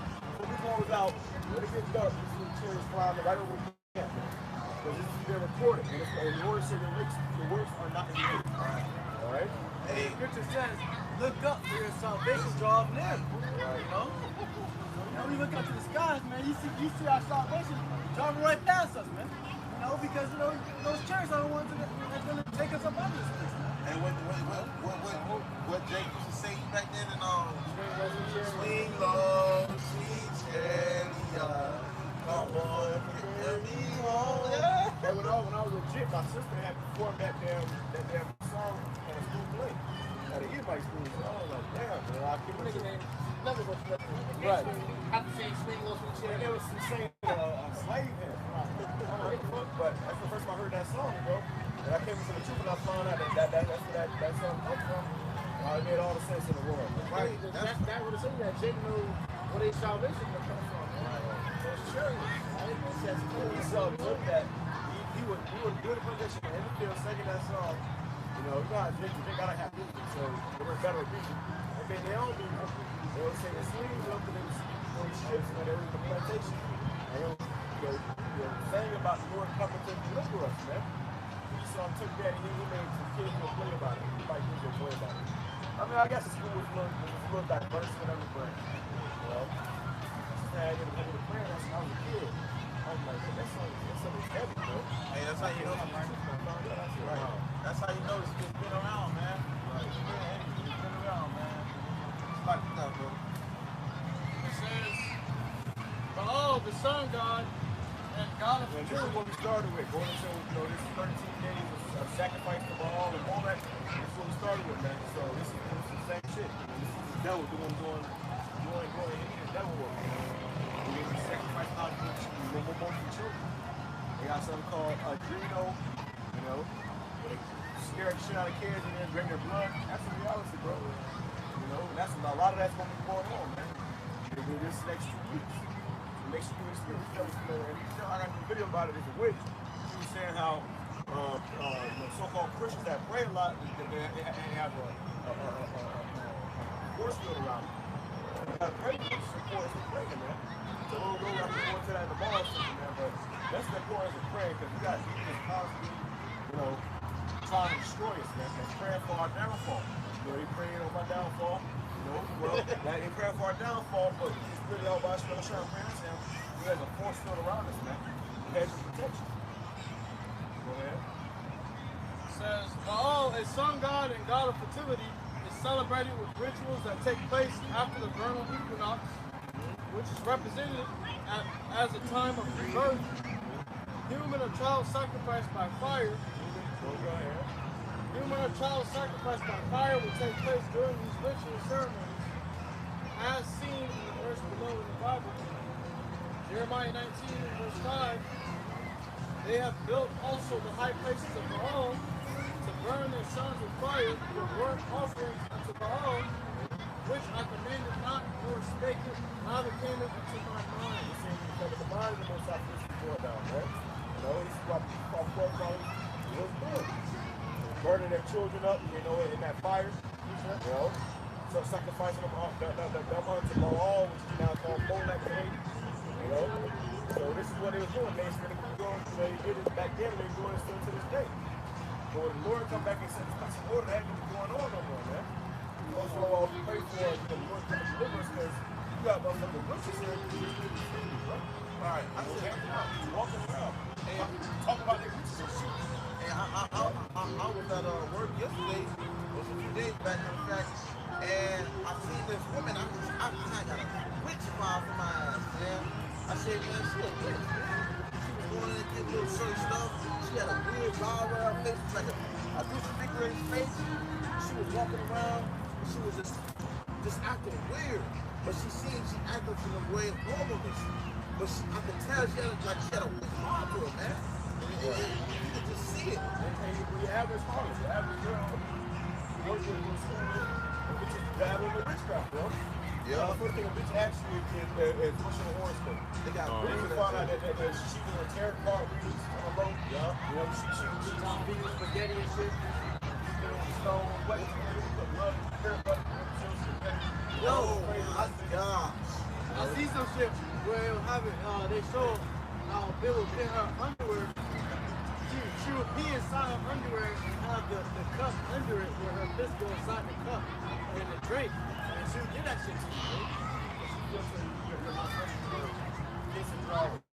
Hey, you got what's her name?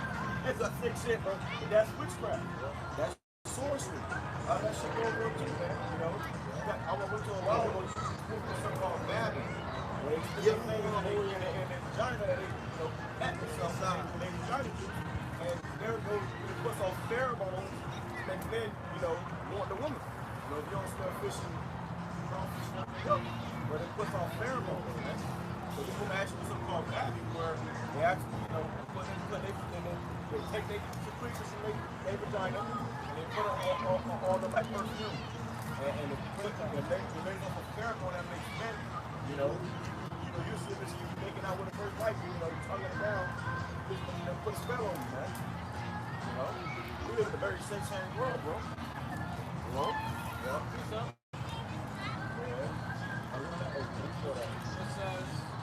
April is always a time of blood sacrifice. April is always a time of blood sacrifice. So we in April, bro. The end of April to the beginning of May, we just have a sacrifice, man. Bunch of death and destruction that be going on these days, man. So be circumspect. When you go into the day, be mindful. When you drive, be careful. Something bugged out right now, man. It's going to be a heavy demonic presence for us in this next week or two. You know? Baal has taken on various names and forms throughout history, including Osiris, Molech, Merodach, etc. These rituals and ceremonies have been going on behind the scenes. I remember when I was in school, the kids were wearing some shoes called Osiris's. It was like shoes called Osiris. It was like skateboard shoes. You know, some of them was hard, some of them was ugly, most of them was ugly stuff. Those are shoes, you know, pretty much, you know, for worshiping this damn devil demon, man. I saw a video the other day about this clothing brand called Hellstar. Where it's come out with a bunch of demonic shit. They be buying that shit like crazy. That's all they wear. Yeah, the designer shit. It's called Hellstar. You know, it was in a movie I watched. The damn chick was talking about hell. That's crazy. Right. That's like a clothing brand where the owner of it is satanic. Jake's wearing. They can't top dollar for their clothes. You know, this motherfucker John Bayless is a warlock. You know, like, it's smashing right now. So you know, the nigga that put the word and shit, you put casting spells on that shit. When clothes come to you, you put casting spells on the clothes. Now you all around the clothes will drop out of it. You know? Hey, there's more.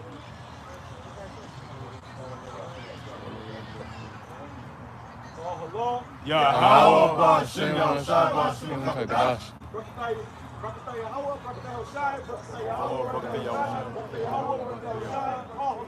Yahweh Bashem Yahushua Bashem Kadash. Beautiful, man. Hey, that's the angel. That's what we are here for. The Lord will be on one of those and that. You know? To be on the cherry level. That's what it's all about, man. That's the whole goal of the people living. That's our hope, you know? These rituals and ceremonies have been going on behind the scenes since the beginning of time. It says the cult of Baal celebrated annually his death and resurrection as a part of the Canaanite fertility rituals. These ceremonies often include human sacrifice and temple prostitution. So that's what they do. They have human sacrifice and they end up having sex. Washing with blood on eyes wide shut. He went into that damn that satanic party, Illuminati party, whatever, Tom Cruise, and they was all about fucking, bro. That's how they get down. You got some women that have sex to fucking demons, man. You know? And they gotta be careful, bro. You dealing with these women, bro. A lot of this is demonic, bro. I can tell you, bro. I was dealing with this woman, and I'm popping the bitch. She was on that comedic shit. I'm popping the bitch. She was like whispering while I'm popping the bitch, like. Yeah, bitch was talking to a demon, bro. She was reverencing a demon. I said, oh no, hold up. Hold up. Hold up. I cut her ass off, bro. After that, she got mad. She started cussing me. Bitch turned to a demon, bro. I cussed me on the front. It's crazy. But I noticed that she was doing that because I knew that she was worshiping another God. She was in that comedic shit. And I'm noticing when she was talking to herself in the corner and shit. Bitch was talking to demons, bro. There's another one too. Not in the corner, but you got with a big shit. She said something like that. What'd you say? Nothing. But I already knew she was into that medic shit, or that comedic shit. And those Canaanites and shit, they will have sex unto demons, bro. That's simple authority. They was not only have sex in the symbols, but they never had sex unto demons. So when you go like I was Eyes Wide Shut, they was having sex in that damn movie. Like that, everybody was sex. It was a sex movie. Yeah, Eyes Wide Shut. Club, yeah. They're having sex unto demons, man. So that's gonna be going on too now in these past couple days. Be careful. Or if I hit you up just because you think you fucking with me. Nah, buddy. Worship a demon on for me, we know that. Yeah, we know that. They were saying that about XXXTentacion too. Some of the guys that came up with down here in Florida, Miami. Motherfuckers was, before they blew up, they was doing rituals, on this bed, or under the bed, they had a pentagram drill on the ground. And the woman said they was really, offering them up to the demons. Having sex with you. That's a whole other ballpark, man. These rituals are just about blood and candles and chicken blood. No, it gets deep, bro. Go ahead. You ready to close out.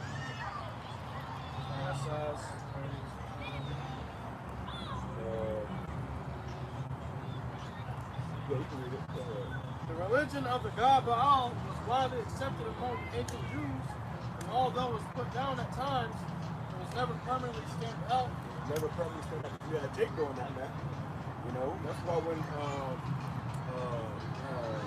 Moses went up, to the mountain, the Israelites started worshiping all those golden calves and stuff, man. That's where making reverence and worship unto Baal or Moloch, man. All Moloch. See? So the ancient Jews was doing this. We our forefathers. This is what put us in captivity. Okay? And people are still doing this shit to this day. Okay? Kings and other royalty of the ten biblical tribes worship the god. The ordinary people ardently worship the sun god too, because their prosperity depended on the productivity of their crops and livestock. Right, man. They reverence these gods, the crops grow and stuff. And sun worship is, and prosperity. And that's what you get in these churches, man. Christian churches. That's sun worship. So you got to go there on Sunday. And it's sun worship. You go to your average Christian church, and they talk about prosperity, and all that crazy shit. They're worshiping the sun god. They're not worshiping the God of the Bible. Oh no, you can't believe that. The whole fucking choir is a bunch of hoes. Right. The whole choir is a bunch of hoes and harlots, man. There's nothing but a bunch of hoes and harlots in there, man. Had the pastor that pedo and shit, man. That's the part of that sex magic too. Got a feeling it. But so when they kidnap these kids, they ain't just right when throwing them to the fire. Nah, they, shit fucking world, bro. Okay? God's images were erected on many buildings. Within the religion, there appeared to be numerous priests and various. Okay, right there.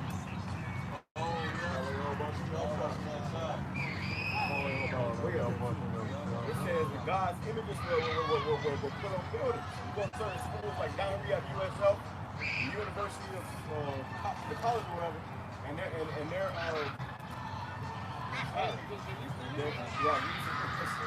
but their mascot is a bull. The school I went to, the mascot was a damn bull, man. They had a big ass bull and statue in front of the school, man. Right, same path. Yo, call Lord. Yahweh Bashim Yahshua Bashim Kavadas. That right there might be a fleet, bro. They going the same path. Oh, it is. Hey, you clone. It's one right here. Right there. Yo, I see it. Yo, it's a fleet. Call hello. Yahweh Bashim Yahushua Bashim Kakadash. There was like multiple chariots going in a line. They going in a line. It was bigger and it was like, it was Bro, back to back. And one just disappeared.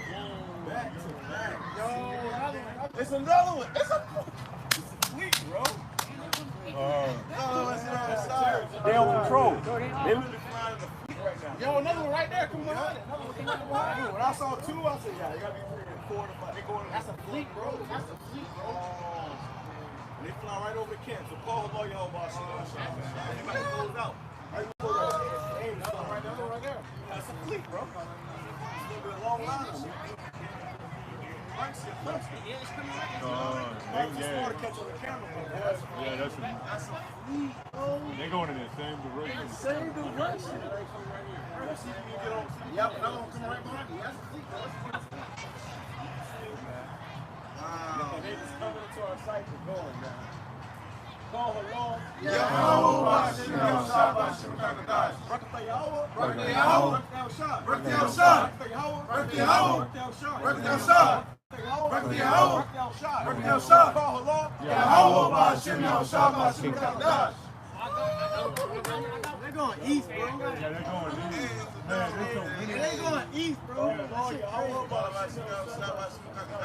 so many there. That's so many of them, man. That's a slur. What way to end the camp, brother? Yeah. What way to end the camp? That's Yahweh. They're going east, bro. Somebody caught that the Lord is in 20,000 chariots. Somebody grab that Lord is among them. Let's grab some of them chariots. Yeah, they keep going. They're going to keep coming. There's another one again. Let's grab some of these chariots to close out, brothers. Oh yeah, another one. They just keep going. Yeah. They ain't stopping. They not stopping. That's crazy. It's crazy. There's two on the side of each other. Right, bro. Hey, I had to see it, bro. Like the Lord made me look, bro. It was like right there in front of me. It was right there in front of me. And the Lord made me look up, and now it's a flip. No, there's another one. Right there, there's There's another one. Yo, there's so. It's like they're just a summer kid. Something right there, bro. Right. Yeah, that's what I'm saying. Like, it's spawning right there. Spawning right there, bro. Hey, somebody grab, look up here, that redemption. The salvation is here. All these things, grab the scriptures, man. Let's close out with that. Well, they're going fast as hell. They're crossing the sky in less than a minute. You know? Imagine if these lights went on. We got light right there. But imagine these lights went on. Yeah. I got a precept. Go ahead, brother. Psalm 68:17. The chariots of Yahweh are 20,000. Chariots of the Most High are 20,000. Even thousands of angels. Even thousands of angels. So those chariots can go for infinity, bro. They can go all night long. Those chariots going through the same path. Right over our campsite, man. You know? That's a faith piece, brother. Yup. We have served the Lord. The angels are watching us. The angels are watching over us, man. They've been reporting all this back to the Most High. So imagine all them angels. Every last one of them reported back to the Most High. You know? Back to Yahushua. You know? Hey, this is all it took us. They got the same amount of distance from each other. Hey, the Lord got things in order, man. Hey, the order, let's grab that. The order on earth as it is in heaven. Lord put order on earth as it is in heaven. That's why order is important, bro. You like all you gotta do is get the spirit of Yahweh. They're really in the same distance and moving at the same speed. Right. Yeah. Hey, yo. Hey, straight line, man. They ain't breaking no reins either. Right. Order, bro. Go ahead, brother. Bring that back. The chariots of Yahweh are 20,000. Even thousands of angels. Thousands of angels. So we are seeing the angels right now. Those are the angels. I see it right there. Yeah, those are angels, man. Oh, the sky is The sky is littered with angels right now, bro. And we closing out this beautiful camp serving Yahweh Shah. Call him like Yahweh Shah. The sky is littered with angels right now. Go ahead, brother. The Lord is among them. The Lord is among you. Okay? So that's our power right there, man. That's what we came out here to serve. Okay? So of faith used to be our brothers, man. For all of them. Yep. Yeah. As in Sinai, in the holy place. Right, the whole right. What else I got? Go ahead. Matthew chapter 6 and verse 10, thy kingdom come, thy will be done in earth as it is in heaven. The Lord is being done. The Lord, we don't know angels to fly over the brothers. You know, when you brothers, I know you brothers got your own testimonies about angels fly over you, man. So that the Lord is with us, man. Like Brother brought earlier, our labor of love is not in vain, man. I'm going with them to get to the end. And that's something when you see the chariots flying over you. That's your salvation. And sometimes they're real sporadic. It's all over the place. Yeah. We saw them come going in a line.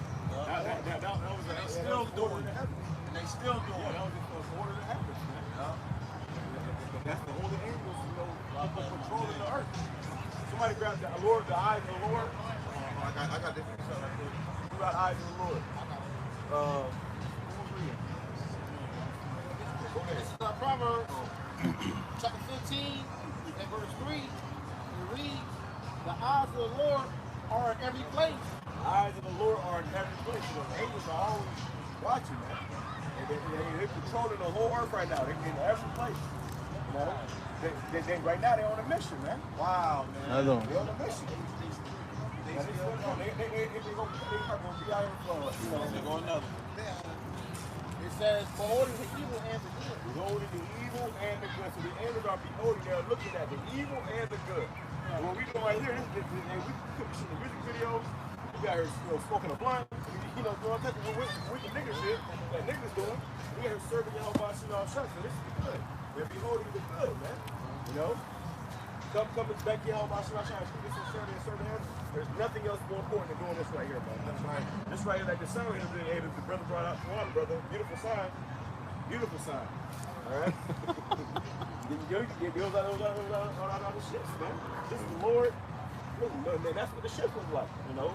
If you get close up on those lights, you're going to see stuff like that right there. But we're going to have to pay no Hebrew on them and stuff. You know? Right? The angels are in those ships, man. And the Lord of the Most. My brother had a dream, so the chariot delivered him out of a situation, and they said, we got the chariot, the way the chariot up, the angel had to say, Yahweh, Bahashem, Yahweh Shad. And the chariot, so those chariots are ran on pure faith, bro. Right. They don't gotta get no They don't get stuff from the gas, the oil change, because they are linked to everlasting power, man. Now, How many was that? It's like, They still going, bro. still going. Right there. Those chariots are linked to Yahweh Shabbat Shah, man. And he powers those vehicles, man. I got three And stuff. bro, what do we be elect, bro? Yup. That's our salvation, man. First class ticket out of America. In style. People get beat up in the Yahweh Shah chariot. So imagine how the Lord chariot is. That farmer ship. Yeah, I got three stuff. Romans chapter 13, verse 11. And that knowing the time, that now is my time to wake out of sleep.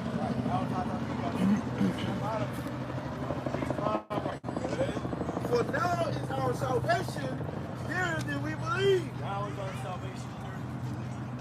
Okay, our redemption is closer than it's ever been.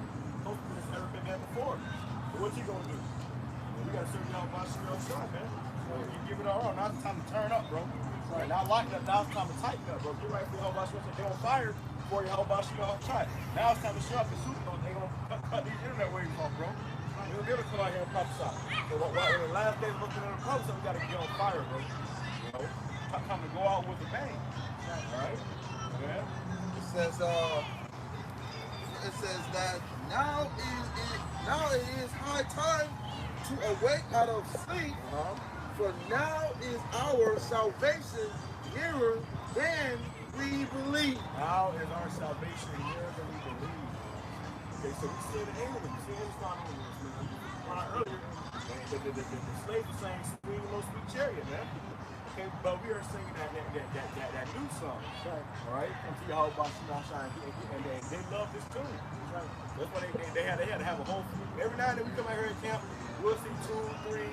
We got a whole fleet still going by, man. You know, We done lost count, bro. We done lost count. Just bring y'all boxing on side, man. A lot of y'all boxing on side. Yeah. He's still coming. He's still coming, bro. We're gonna lost count. They just say, here they going. I'm going out of frame. Spirit. Yeah. Look at the chat.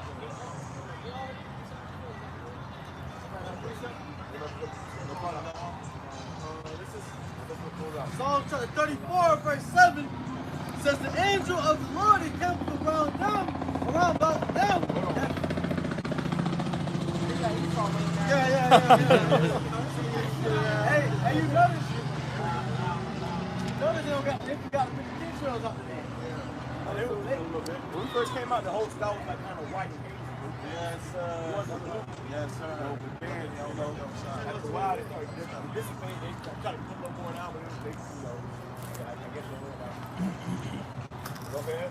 It says, the angel of the Lord encampeth around about them that fear him and delivereth them. So yeah, the Lord set the angels around those men that fear him to deliver them, man. Right. You know, and ultimately, hey, the elect will be delivered by those chariots, the world enemy calls UAVs, unidentified aerial phenomenon, or UFOs, unidentified flying objects. But those are the chariots, the vehicles of the Al-Bashir outside, man. Right. Yeah, we're gonna be scared. Hey, we're gonna be scarcely saved. I'm gonna tell you our life. Okay? So hey, we come into a time where it's a beautiful time as well as a serious time, man. Right.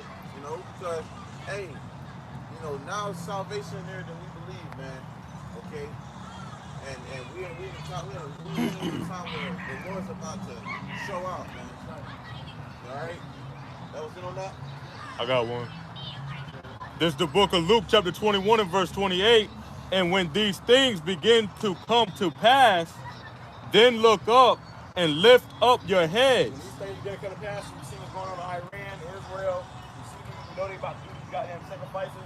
The Lord still are watching and protecting over us. And look up, okay? Go ahead. And lift up your heads for your for your redemption draweth nigh. That's what. Hey, our redemption is drawing nigh, man. You saw us, bro. Some of us will look right now. I know me in particular, I'm looking up my head like this. Yeah. So look ahead. The Lord put that thought in your mind. Look ahead. You like to just be, you know, you start looking up. And you thinking, oh, I'm just looking up. No, the Lord told you to look up. Then He can show you something. Right. He can show you something, man. And that's what the Lord did. I was literally speaking, and right my spirit, in my peripheral. I saw my peripheral. I was looking at the camera. And as I'm looking, I see something up, and the Lord, you know, just look up. And right there, we got a whole bunch of fleet that's going by, man. One after another, man. That's only for y'all watching outside. All right? Let's see anything else, brothers? That's it. Let's close out. Go ahead, close out that, brother. I see you true members campus edifying to the honor and love to listen to sincerity. Face the east and get well going on and praise the food. Yahweh Ba'ashem, Yahushua Ba'ashem, Hakadash. Once again, double honors to the elders and apostles of the Millstone and teaching the law. Peace and salutations be to them for elect. Next time, Shalom. Shalom. Baba Ball. Hey, that one Echo, man.